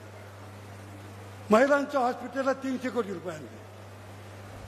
आमचे मुस्लिम समाजाचे आहेत, किती दिले मस्जिदीला, 200 कोटी रुपये, 2 मस्जिदी करता दिली. एवढा पैसा आणलेला कोणाच्या लक्षात राहत नाही, कोणी नाव घ्यायला सुद्धा तयार राहत नाही. मला नाव घेण्याची गरज नाही, किमान बदनामी करू नका. आणि कुणी बदनामी करण्याचा प्रयत्न केला तर मी त्याला सोडणार नाही, हेही लक्षात ठेवा. तेवढी ताकद आहे 91 वर्षी त्या मनगटामध्ये अजून ताकद आहे. जी गोष्ट घडली नाही ती घडली. काय चालू आहे लोकांनी, प्रत्येक घरामध्ये पक्ष अनेक झाले. आता माझी नातू भाषण केला, काय सांगितलं भाषणात त्यांनी, ते नातू आहे, काँग्रेसला मतदान करा म्हणलं का, कुणाला केलं, इतिहास काय सांगितलं. अहो त्याचं नाव सुद्धा कोणी घ्यायला तयार नाही. तुमच्या पाठीशी खंबीरपणानं उभा टाकणार आमचा नातू. हा एक नातू इथं आहे, एक नातू त्यांच्याकडे दिलेला आहे लातूरला. त्यांनी विश्वासाने कारखान्याचं व्हाईस चेअरमन केलं. आज एक नातू 12:30 वाजता कोल्हापूरच्या शाहू पंतू, नातू नाही पंतू, शाहू महाराजांच्या प्रचारामध्ये घोरपडे पंतू प्रचार करतोय शाहू महाराजांचा, काँग्रेसचा. अरे काँग्रेसचं नाव कुणाला ठेवता, ठीक आहे, चुकबुक झाली असेल, कुटुंब मोठं झाल्यावर कुणाच्या घरात फूट झाली. आज खडसे कुठे आहेत आणि त्यांची मुलगी कुठे आहे, शेजारचंच उदाहरण आहे. कोण कुठे आहे कोण त्याचा मी उल्लेख काय करणार नाही. पण एक सांगतो, मी दिलेला शब्द पाळणार असतो. आणि खोट्या अफवा उठून मला कोणी बदनाम केला, प्रयत्न केला, त्याला मी मुळीच घाबरणार नाही. आजपत्र घाबरलो नाही. 1985ला माझा नारळ फोडण्याकरता उल्हासदादा होते, विलासराव देशमुख आणि मी. मुरुडला माझं 1985ला पहिली निवडणूक. 11 गाड्या जळल्या, 11 गाड्या. उस्मानाबादमध्ये तिकीट घ्यायला कोणी तयार नव्हतं त्यावेळेस. राजीव गांधींनी आणि वसंतदादांनी तिकीट दिलं. मी नको म्हणून सांगायला गेलो विमानतळावर सांगलीच्या. दादा म्हणले लढलं पाहिजे, नाही तू लढावं माणूस आहे. अनेक कार्यकर्त्याच्या गाड्या जाळल्या गेल्या, सगळं झालं. काही वेळेला कोण मुलं नसतं, काही वेळेला कोणी वेगळं असतं, बरोबर आहे का. नवीन पिढीला ही माहिती नाही. 85ची गोष्ट यांना माहिती आहे. ते आमचे नारळ फोडायला दादाच होते. 6 वेळा मी निवडून आलो. कालच काय घडलं, इतकं माझ्या हातून काय वाईट घडलं होतं. माझा पराभव झाला, वैयक्तिक नुकसान नाही, पण नुकसान हे तुमचं झालेलं आहे, हे लक्षात ठेवा. हे भरून निघणार नाही. किती तलावा केले, किती द्राक्षाचे मळे केले. ह्या भागातले सगळे द्राक्ष आज एक्सपोर्ट होत आहे, होतात गेले. एक लाख 60 लाखाचे द्राक्षे आज एक्सपोर्ट झाले. सगळे मळे फिरले तिथं. हे पाण्यामुळे झालं हे लक्षात ठेवा. याच्यापेक्षा अधिक मी बोलणार नाही. पण विनाकारण बदनाम करण्याचा प्रयत्न करू नका. कुणाला काय व्हायचं, कुणी आमदार व्हा, कुणी खासदार व्हा आणि जमादार व्हा, पण विनाकारण रोज एक बातमी टाकून बदनाम करण्याचा प्रयत्न कोणी करू नका. माझं भाषण खरं म्हणजे करणार नव्हतो, कारण माझ्या नातूनच भाषण करून सगळं सांगून टाकलं. तिथलं 4th 5वं भाषण आहे. त्याला सुद्धा सांगितलं मी, अरे बाबा एवढं करतोयस, एक कर, स्वतःचं पेट्रोल स्वतःच्या गाडीत घाल, लोकांचे पैसे घेऊन प्रचाराला जाऊ नको. तेवढी ऐपत तू घ्या, निर्माण करून ठेवलेली आहे. असेल तोपर्यंत कर. मी म्हणलं ना, एक पंतू कोल्हापूरला आहे.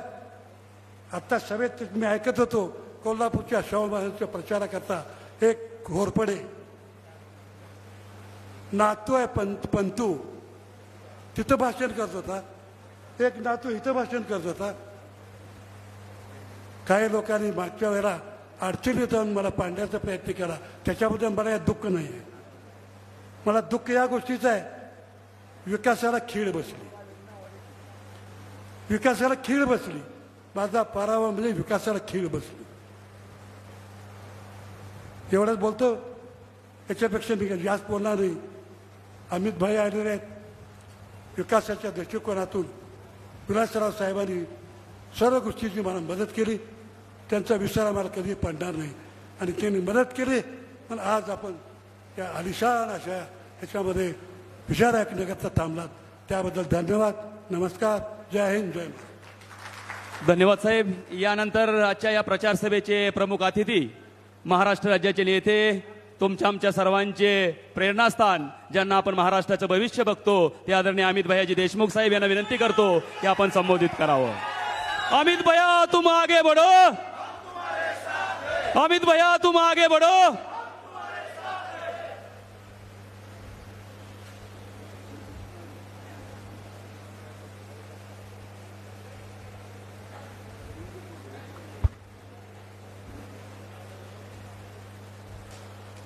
धाराशिव लोकसभेच्या निवडणुकीच्या प्रचारासाठी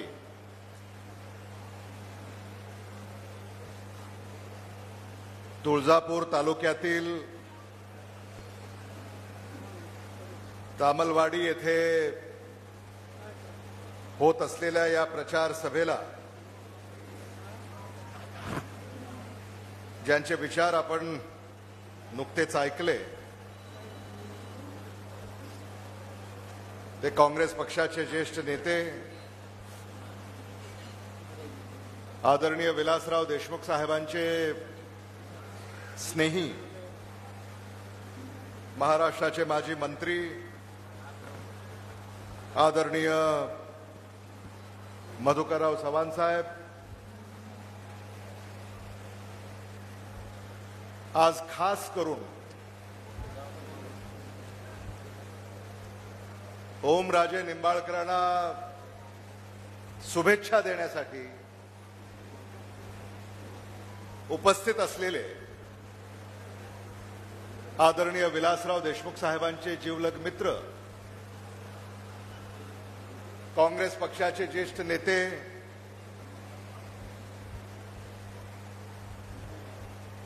आदरणीय उल्हासदादा पवारजी,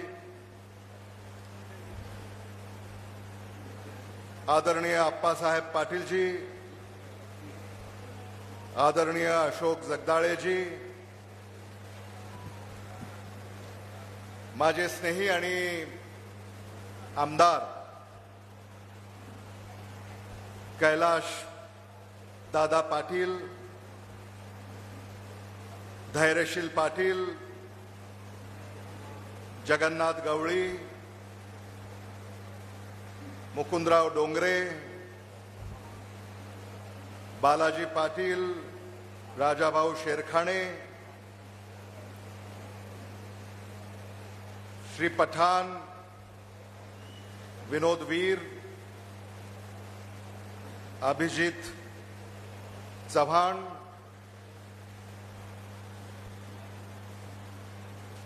ज्यांच्यासाठी आपण या ठिकाणी एकत्रित आलेले आहोत ते महाविकास आघाडीचे शिवसेना उद्धव बाळासाहेब ठाकरे पक्षाचे अधिकृत आणि आपले लाडके उमेदवार ओमराजे निंबाळकर, सन्माननीय व्यासपीठ,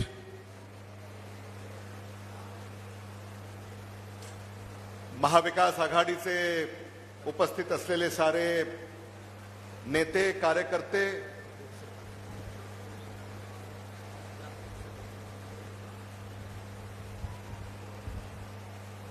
ज्यांनी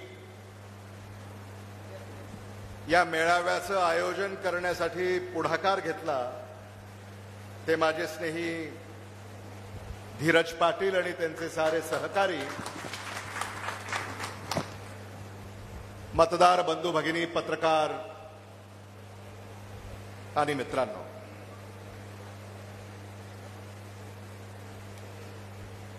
धाराशिव लोकसभेच्या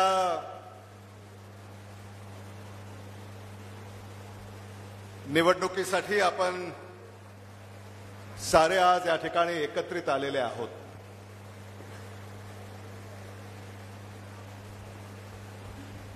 ओमराजे निंबाळकरांनी पोटतिडकीनं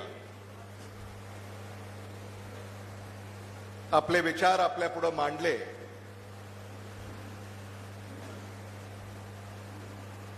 ओमराजे, तुमचं जेवढं कौतुक करावं तेवढं कमी आहे. इथं आल्यानंतर तुमच्या मतदारामध्ये जो उत्साह मला पाहायला मिळतोय तो उत्साह तुमच्या विजयाची नांदी आहे असं मी म्हणालो तर ते चुकीचं होणार नाही. उल्हासदादा, शिवसेना काय आहे हे आज तुम्ही धाराशिवमध्ये पाहिलं.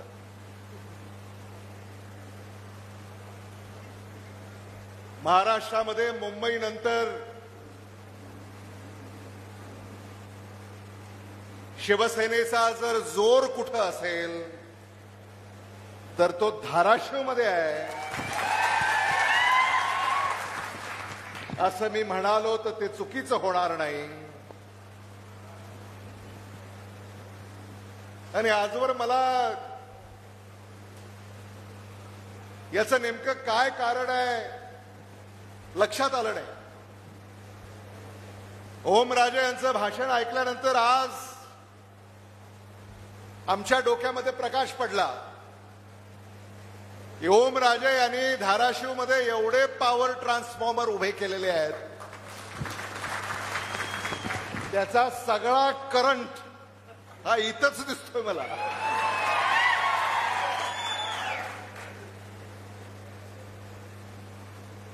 एवढं प्रेम तुम्ही ओमराजेवर करता, खरंच मन भारावून जातं.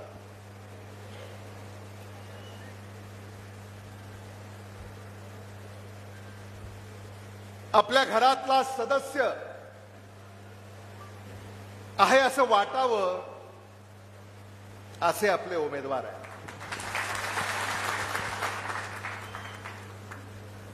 ओमराजे निंबाळकर नावातच राजे आहे.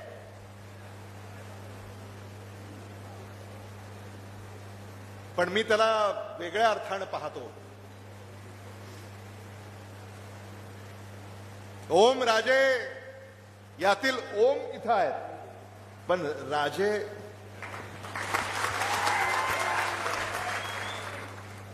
समोर बसलेले आहेत.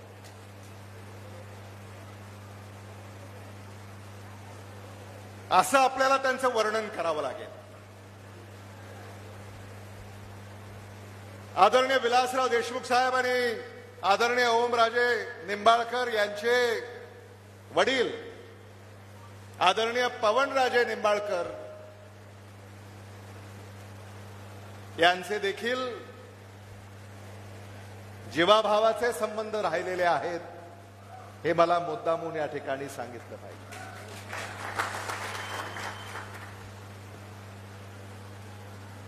उस्मानाबाद आणि लातूर, लातूर आणि उस्मानाबाद हे नातं काही नवं नाही. खरं म्हणजे आज मी आपल्या मूळ जिल्ह्यामध्ये आलोय अशी भावना माझ्या मनामध्ये येते.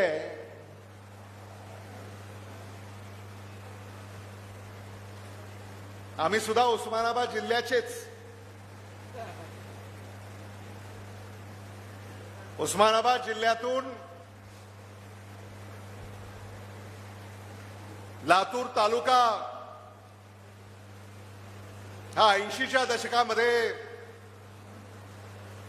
तालुक्याचा जिल्हा झाला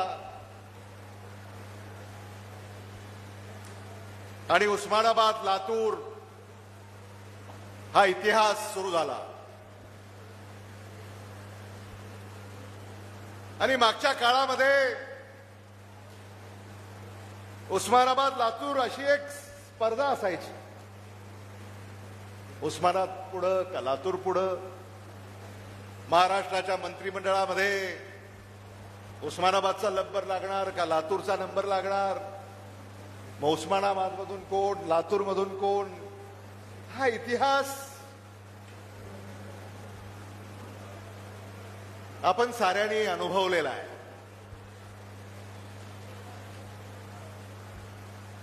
आणि गेली अनेक दशकं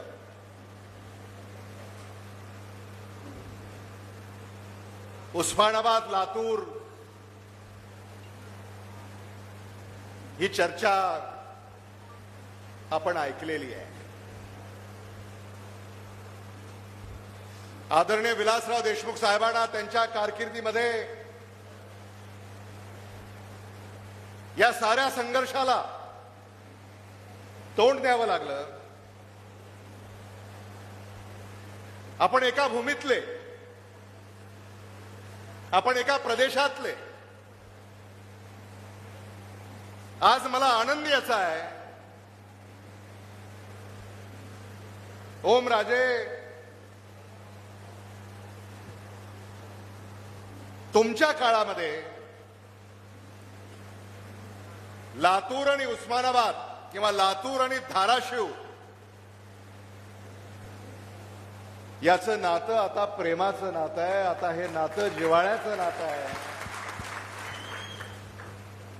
हा बदल झालेला आहे आणि हा बदल शुभचिन्ह आहे असं मी म्हणालो तर ते चुकीचं होणार नाही. आदरणीय मधुकरराव चव्हाण साहेब, तुम्ही याचे साक्षीदार आहात. ते काँग्रेसचं नेतृत्व करत आलेले आहेत, पण या आघाडीच्या राजकारणामध्ये किंबहुना आघाडीच्या राजकारणाच्या पूर्वी देखील उस्मानाबाद जिल्ह्यामध्ये जी स्पर्धा राजकीय असत त्याचा तोटा तुम्हालाही बसलेला आहे.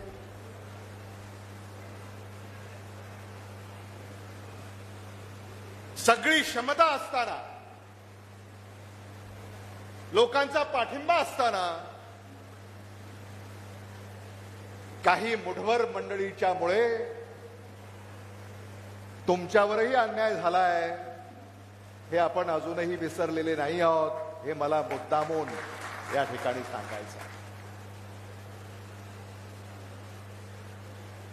आदरणीय मधुकरराव चव्हाणांना संधी कधी मिळाली?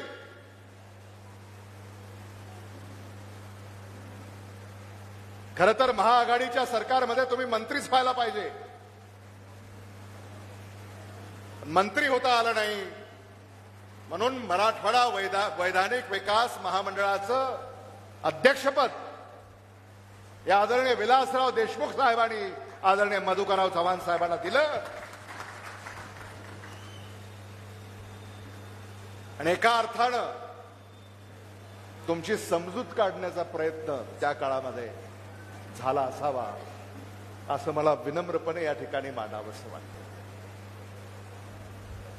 उर्वरित महाराष्ट्र वैधानिक विकास महामंडळ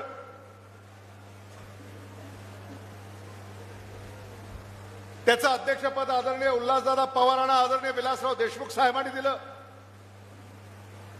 हा काळ आपण अजूनही विसरलेले नाही आहोत.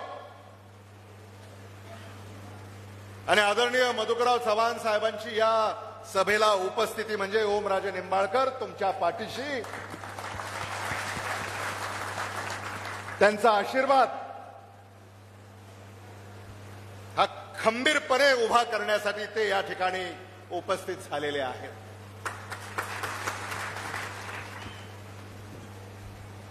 ही तुळजा भवानीची भूमी आहे. तुळजा भवानीकडनं आपण सारे प्रेरणा घेतो. छत्रपती शिवाजी महाराजांनी स्वराज्याची स्थापना आई तुळजा भवानीच्या आशीर्वादाने केली. हे आपण अजूनही विसरलेले नाही आहोत.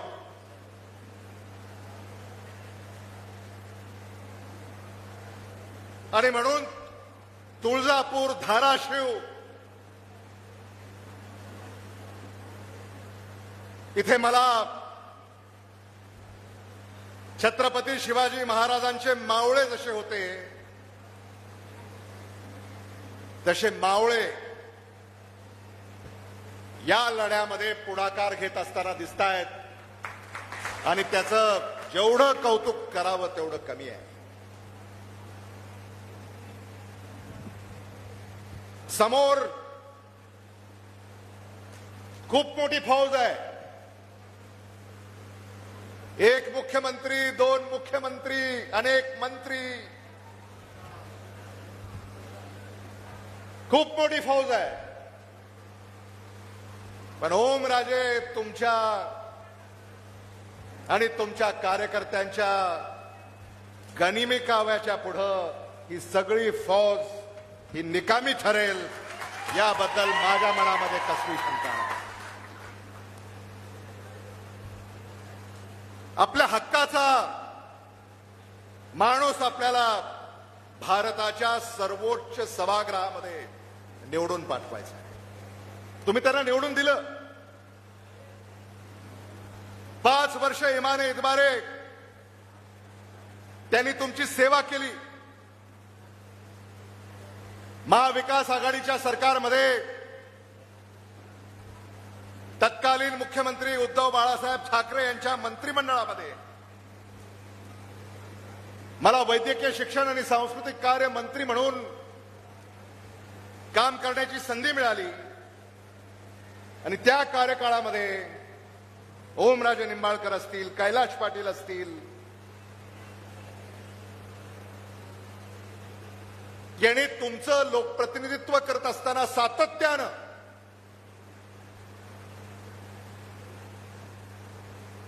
धाराशिवला आपल्याला काय करता येईल याचीच चर्चा केली. जिल्हा तिथं वैद्यकीय महाविद्यालय व रुग्णालय ही संकल्पना आम्ही महाराष्ट्रापुढे मांडली.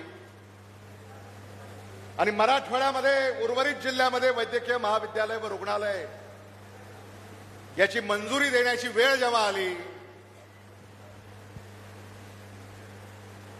तेव्हा मराठवाड्यातली महाविकास आघाडी सरकारच्या कार्यकाळातली पहिली मंजुरी ही धाराशिव वैद्यकीय महाविद्यालय व रुग्णालयाची होती. आणि यासाठी ओमराजे निंबाळकरांनी, कैलाश पाटलांनी अनेक बैठका घेतल्या. तत्कालीन मुख्यमंत्री उद्धव ठाकरे यांचे मला आभार मानावे लागतील की क्षणाचाही विलंब न लावता त्यांनी वैद्यकीय शिक्षण मंत्रालयाच्या या प्रस्तावाला मंजुरी दिली आणि आज तुमच्या हक्काचं वैद्यकीय महाविद्यालय व रुग्णालय आपल्या जिल्ह्यामध्ये धाराशिवमध्ये उभं राहिलंय. तिथं सामान्य माणसावर उपचार होत आहेत. सामान्य कुटुंबातील विद्यार्थी विद्यार्थिनी वैद्यकीय शिक्षण घेत आहेत. धाराशिव जिल्ह्याचं भवितव्य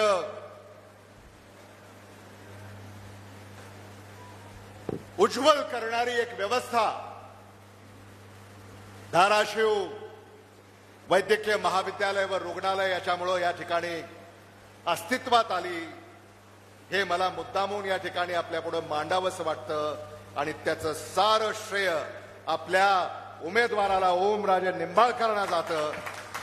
हे आपण समजून घेतलं पाहिजे.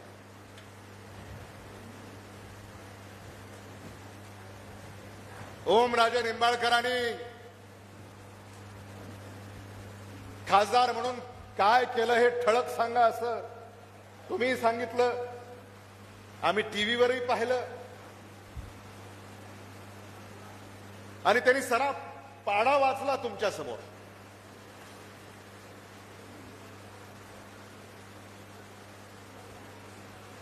एवढं काम ओमराजे निंबाळकरांनी या ठिकाणी केलेलं आहे आणि या कामाची पावती आपल्याला येत्या 7 मे रोजी द्यायची आहे. हे पक्क आपल्या डोक्यामध्ये लक्षात ठेवलं पाहिजे. भारतामध्ये सत्ताधाऱ्यांच्या विरोधामध्ये हवा आहे. महाराष्ट्रामध्ये सत्ताधाऱ्यांच्या विरोधामध्ये हवा आहे आणि या हवेचा जोर मराठवाड्यामध्ये अधिक आहे आणि त्याही पेक्षा अधिक या हवेचा जोर धाराशिवमध्ये आहे. हे मला आपल्याला सांगायचं. मराठवाड्यामधल्या 8 जागा 8 पैकी 8 जागा महाविकास आघाडी जिंकणार.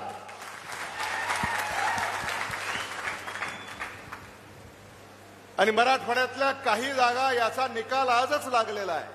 त्याच्यापैकी धाराशिवची जागा ही ओमराजे निंबाळकर विजयी झाले असा निकाल तुम्ही लावलेला आहे. आता याची फक्त निवडणूक आयोग औपचारिक घोषणा 4 जूनला करणार आहे.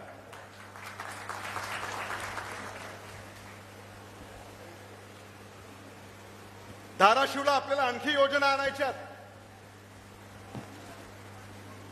मराठवाड्याच्या हक्काचं 21 टीएमसी पाणी जे आदरणीय विलासराव देशमुख साहेबांनी मंजूर केलं, आदरणीय मधुकरराव चव्हाण साहेबांनी त्याचा पाठपुरावा केला, परिश्रम घेतले आणि आदरणीय मधुकरराव चव्हाण साहेबांनी सांगितलं 21 टीएमसी पैकी फक्त 7 टीएमसी पाणी आजवर आलेलं आहे आणि म्हणून उर्वरित 16 टीएमसी पाणी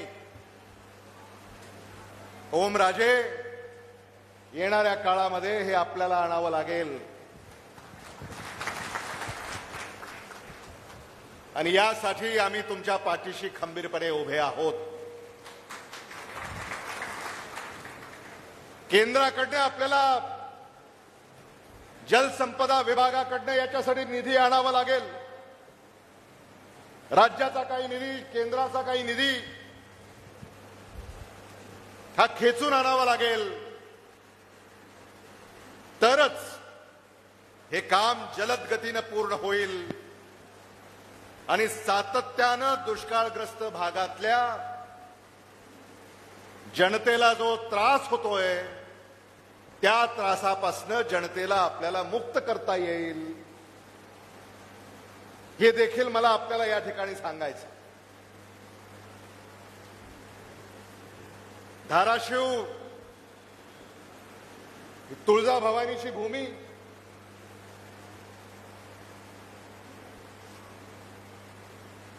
छत्रपती शिवाजी महाराजांनी स्वराज्याची शपथ इथेच घेतली. आणि काय जादू आहे या भूमीमध्ये. आता सौर ऊर्जेसाठी धाराशिव जिल्हा हा क्रमांक 1 चा जिल्हा आहे असं म्हणतात. सौर ऊर्जेसाठी देशामध्ये काहीतरी जादूच असेल. लातूर नाही पण धाराशिव आहे, सोलापूर नाही पण धाराशिव आहे, बीड नाही पण धाराशिव आहे. काहीतरी या भूमीची ख्याती आहे. म्हणजे धाराशिववर सूर्य प्रसन्न आहे, सूर्याची किरण प्रसन्न आहेत. आणि म्हणून येणाऱ्या काळामध्ये धाराशिवला सोलर डिस्ट्रिक्ट ऑफ इंडिया म्हणून आपल्याला नावारूपाला आणता आलं तर त्याच्यासाठी देखील आम्ही प्रयत्न करणार आहोत.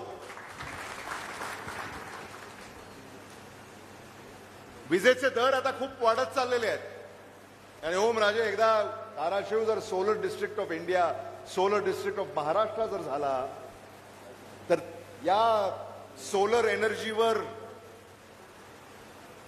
उभे राहणारी कारखानदारी इथं धावत पळत येईल. कारण आता सौर ऊर्जा ही फक्त 3 रुपये प्रति युनिट आहे आणि कोळशावरची वीज 17 रुपये, 15 रुपये, 13 रुपये असे त्याचे दर आहेत. आणि म्हणून आता उद्योजक देखील कोळशाची वीज आता घेत नाहीयेत आणि सौर ऊर्जेची वीज ते घेत आहेत. हा बदल होत चाललेला आहे आणि म्हणून येणारा काळ हा धाराशिवचा आहे असं मी म्हणालो तर ते चुकीचं होणार नाही. महाविकास आघाडीचं सरकार या महाराष्ट्रामध्ये येणार. उल्हासदादा, आपण काळ्या दगडावरची पांढरी रेघ आहे असं आजपर्यंत म्हणत होतो, पण आता त्याच्यात बदल झालेला आहे. महाराष्ट्रामध्ये महाविकास आघाडीचं सरकार येणार. ही काळ्या दगडावरची भगवी रेघ आहे. नव्या उपमा आता लोक देत आहेत.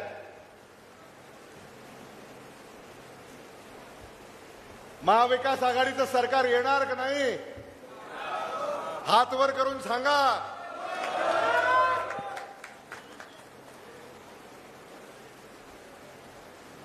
लोकसभेच्या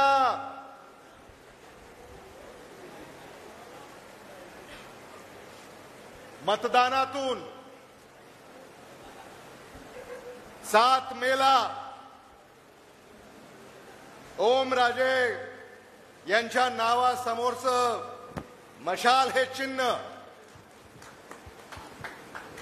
याच्या समोरचं बटन दाबायचं आहे.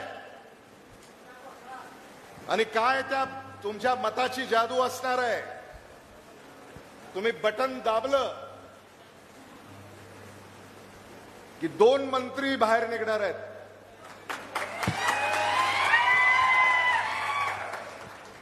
2 मंत्री, भारत सरकारचे मंत्री ओमराजे निंबाळकर, महाराष्ट्र सरकारचे मंत्री कैलाश पाटील.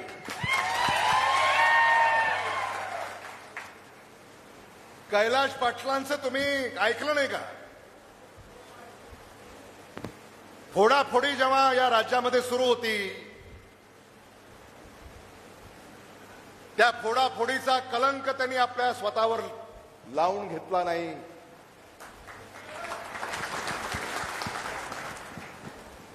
आणि मग ओमराजे महाराष्ट्रामध्ये महाविकास आघाडी सरकार आल्यानंतर आदरणीय उद्धव बाळासाहेब ठाकरे नेहमीच सच्च्या शिवसैनिकाबद्दल भाष्य करतात. आदित्य ठाकरे सच्च्या शिवसैनिकाबद्दल भाष्य करतात. मग या सच्च्या शिवसैनिकाला आपल्याला महाराष्ट्रामध्ये न्याय द्यावा लागेल.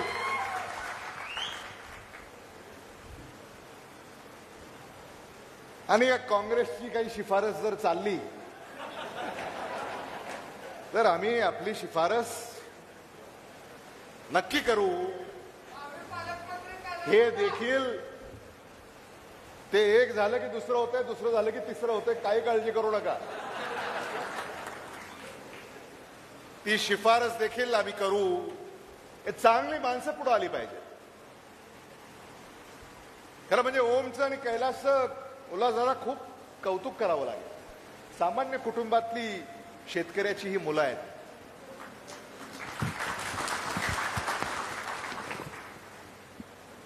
सामान्य माणसाच्या हक्कासाठी लढतायत.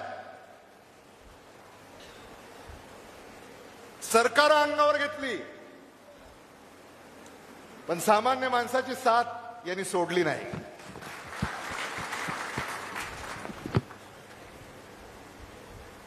म्हणजे छत्रपती शिवाजी महाराजांना जे अभिप्रेत आहे ते यांच्यामध्ये आपल्याला पाहायला मिळतं. संविधानाचं रक्षण हे आपले लोकप्रतिनिधी करणार आहेत. येणाऱ्या काळामध्ये जर हे सत्तेत राहिले तर चीन आणि रशियासारखं भारतात सुद्धा निवडणुका होतील का ही शंका प्रत्येकाच्या मनामध्ये आहे. आणि म्हणून आपल्यापैकी प्रत्येकाला माझी ही कळकळीची विनंती आहे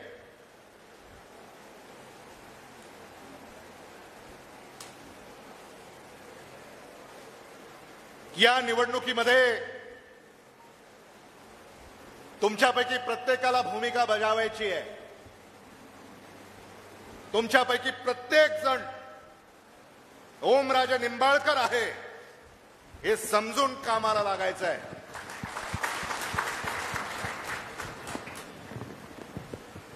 मताधिक्य हे वाढवलं पाहिजे. मतदानाची टक्केवारी वाढवली पाहिजे. धाराशिव लोकसभेमध्ये असा एकही विधानसभा मतदारसंघ असता कामा नये जिथं ओमराजे निंबाळकरांना लीड नाही. लीडची स्पर्धा लागली पाहिजे. आणि आदरणीय मधुकरराव चव्हाण साहेब आता तुळजापूरमधून किती लीड द्यायची आता हे तुम्हाला सांगावं लागेल. नाही ना आकडा पाहिजे आता असं नाही. आता हे मावळे ऐकतील का मग. आदरणीय मधुकरराव चव्हाण, आप्पासाहेब पाटील, जगदाळे बघा आता हे तुम्ही सारं करू शकता. आणि म्हणून धाराशिव लोकसभा मतदारसंघामध्ये सर्वाधिक मताधिक्य आई तुळजाभवानीच्या भूमीतून तुळजापूर विधानसभा मतदारसंघाने द्यावं असं आव्हान मी आपल्याला या ठिकाणी करू इच्छितो.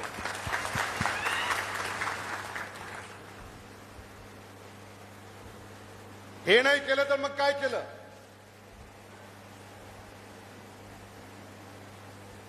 आणि हा उत्साह जो मला तुमच्यामध्ये दिसतोय हा उत्साह मी खूप कमी ठिकाणी पाहिला.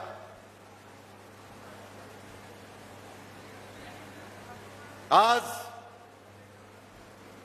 अगदी अल्प अवधीच्या सूचनेवरनं आपण या ठिकाणी एवढ्या मोठ्या संख्येनं एकत्रित झाला याबद्दल आपल्या सगळ्यांचे मी मनापासून आभार व्यक्त करतो. बोलण्यासारखं खूप आहे पण सारे मुद्दे आपल्या पुढं मांडण्यात आलेले आहेत. भारतामध्ये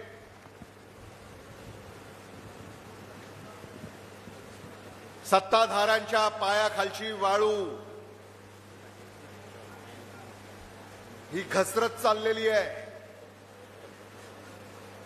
त्यांना 400 पार हा जो काही आकडा ते सारखं टीव्हीवर येतंय रोज काही खरं नाही. महाराष्ट्रामधला ताजा सर्वेक्षण आहे की महाराष्ट्रामध्ये 48 जागांपैकी 39 जागा महाविकास आघाडी जिंकणार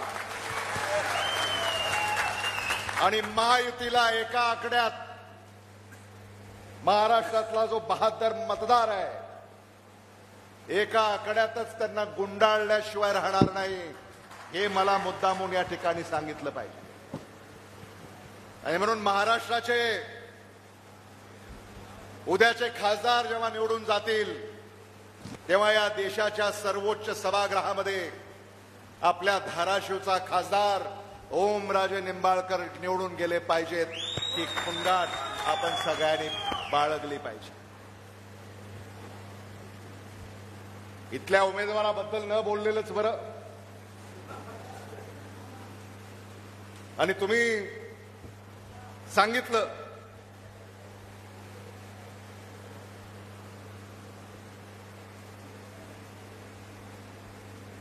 त्यांच्या बाबत सत्तेतून पैसा, पैशातून सत्ता, या पलीकडे यांनी कधी कसला विचार केला नाही. मगाशी कोणीतरी म्हणालं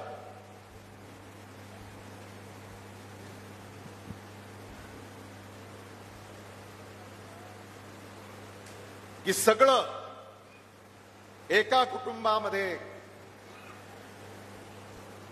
एकवटण्याचा जो प्रयत्न चाललेला आहे,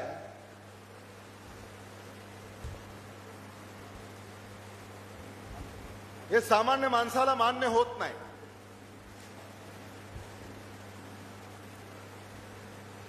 म्हणजे राष्ट्रवादी काँग्रेस पक्ष जो न्यायप्रविष्ट आहे तोही आमच्याच कुटुंबामध्ये, भारतीय जनता पक्ष तोही आमच्याच कुटुंबामध्ये, आणि आता न्यायप्रविष्ट शिवसेना हा देखील आमच्याच कुटुंबामध्ये. आणि म्हणून महायुती तर सरकार आपण ऐकलंय, पण महायुती कुटुंब,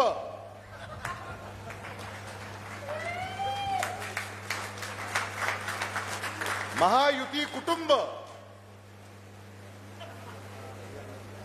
हे इथंच याचा साक्षात्कार आपल्याला झालेला आहे. आणि मग अशा स्वार्थी मंडळीच्या पाठीशी उभं राहायचं का, हा खरा सवाल आहे.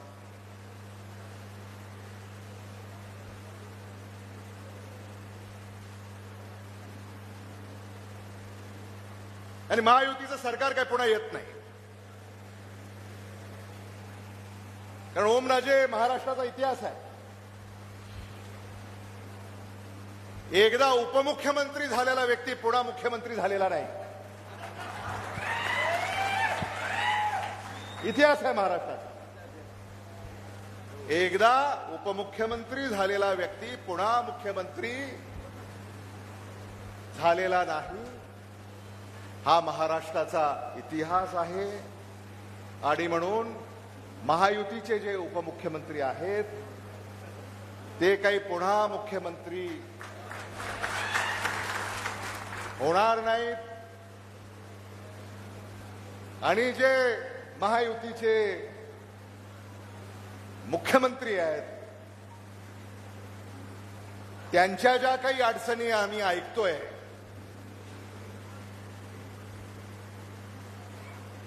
त्यांना जे कचाट्यात पकडण्याचा प्रयत्न झालेला आहे, एकही खासदार आता त्यांचा निवडून येणार नाही. म्हणजे मराठवाड्यामध्ये शिवसेना उद्धव बाळासाहेब ठाकरे यांच्या 4 जागा आहेत. छत्रपती संभाजीनगर, हिंगोली, परभणी, धाराशिव. टीव्हीवर आम्ही पाहिलं आणि टीव्हीवर येण्या अगोदरच आम्ही असं सांगितलं होतं की शिवसेना उद्धव बाळासाहेब ठाकरे यांच्या पक्षाच्या या 4ही जागा मतदार निवडून देतील.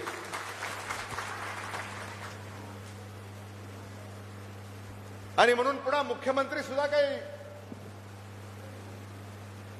आणि आपल्याला तर माहिती आहे पुन्हा येईन म्हणणाऱ्यांचं काय होतं. त्यामुळं ते देखील येतील असं वाटत नाही. तुम्हीच निवडून देणार नाही. आणि म्हणून महाराष्ट्राला एक नव्या पहाटेची महाराष्ट्र वाट पाहतोय आणि ती तुम्हाला साकारायची आहे. मुख्यमंत्री कसे असावेत? यशवंतराव चव्हाणांसारखे, शरद पवारांसारखे, शंकरराव चव्हाणांसारखे, वसंतदादा पाटलांसारखे, AR अंतुलेंसारखे, वसंतराव नाईकांसारखे.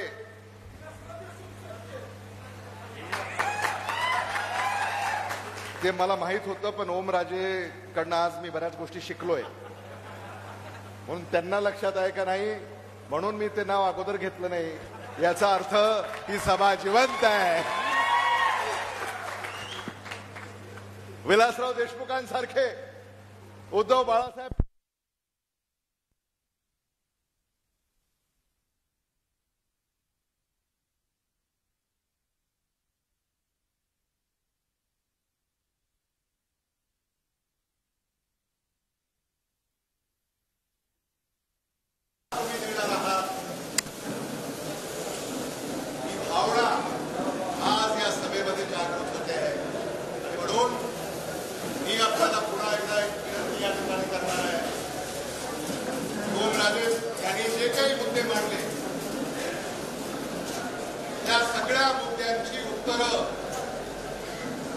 काँग्रेस पक्षाच्या जाहीरनाम्यामध्ये आहेत. राहुल गांधी यांनी तो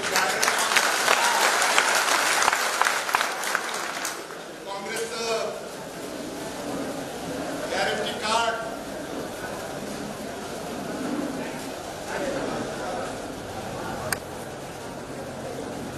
इतर बाबींवर प्रकाश टाकणार नाही. तुम्ही हे वाचलं असेल, जाहिराती येत आहेत वर्तमानपत्रामध्ये. पण आपण सारेच इथं शेतकरी आहोत. शेतकरी न्याय ही एक गॅरंटी राहुल गांधींनी दिलेली आहे. शेतीमालाला योग्य भाव स्वामीनाथन आयोगाच्या सूत्रानुसार कायदेशीर हमी भावाची गॅरंटी, कर्जमुक्ती, कर्जमाफीच्या प्रभावी अंमलबजावणीसाठी कायमस्वरूपी आयोगाची स्थापना, विमा रक्कम थेट खात्यात ट्रान्सफर,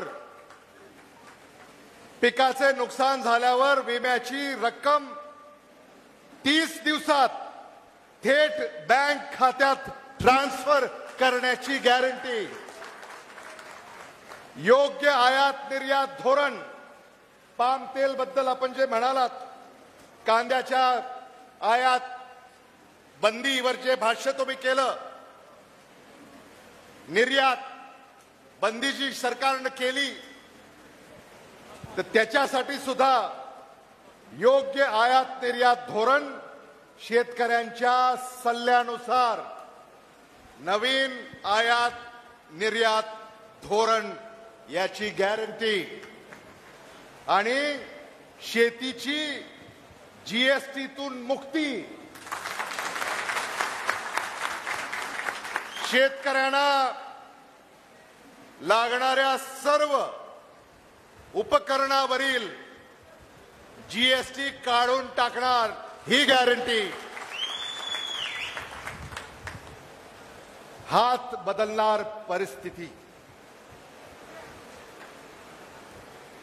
आणि म्हणून याच्यासाठी आपल्याला इंडिया अलायन्स सरकार याला पाठिंबा द्यायचा आहे. आज मी हा शिवसेना पक्षाचा स्कार्फ, उल्हासदादा, हा स्कार्फ सुद्धा कोणी तयार केला माहिती नाही, कोणाची कल्पना आहे मला माहिती नाही, पण या स्कार्फवर आपण जर बारकाईनं पाहिलं तर उद्धव बाळासाहेब ठाकरे यांचं छायाचित्र तर आहेच, हिंदू हृदय सम्राट बाळासाहेब ठाकरे यांचं छायाचित्र तर आहेच, आदित्य ठाकरे यांचं छायाचित्र तर आहेच, पण इंडिया अलायन्सच्या सोनिया गांधी यांचं देखील छायाचित्र आहे. इंडिया अलायन्सचे राहुल गांधी यांचं छायाचित्र आहे. इंडिया अलायन्सचे शरदचंद्र पवार यांचं छायाचित्र आहे. आणि इंडिया अलायन्सचे अरविंद केजरीवाल यांचं छायाचित्र आहे. आपल्या पुढे आहे. म्हणजे आज आपल्याकडनं सुद्धा खूप शिकण्यासारखं आहे. आणि म्हणून या इंडिया अलायन्सच्या पाठीशी आपल्याला उभं राहायचं आहे. महाविकास आघाडीच्या पाठीशी आपल्याला उभं राहायचं आहे. आणि पेटती मशाल घेऊन हाती माझ्याबरोबर आपल्याला सगळ्याला म्हणायचं आहे. पेटती मशाल, पेटती मशाल घेऊनही हाती वाजवावी विजयाची तुतारी. धन्यवाद. जय हिंद, जय महाराष्ट्र. धन्यवाद भैयाजी. खूप मोलाचं मार्गदर्शन या ठिकाणी आपण असंख्य कार्यकर्त्यांना केला. एक छोटासा पक्ष प्रवेश.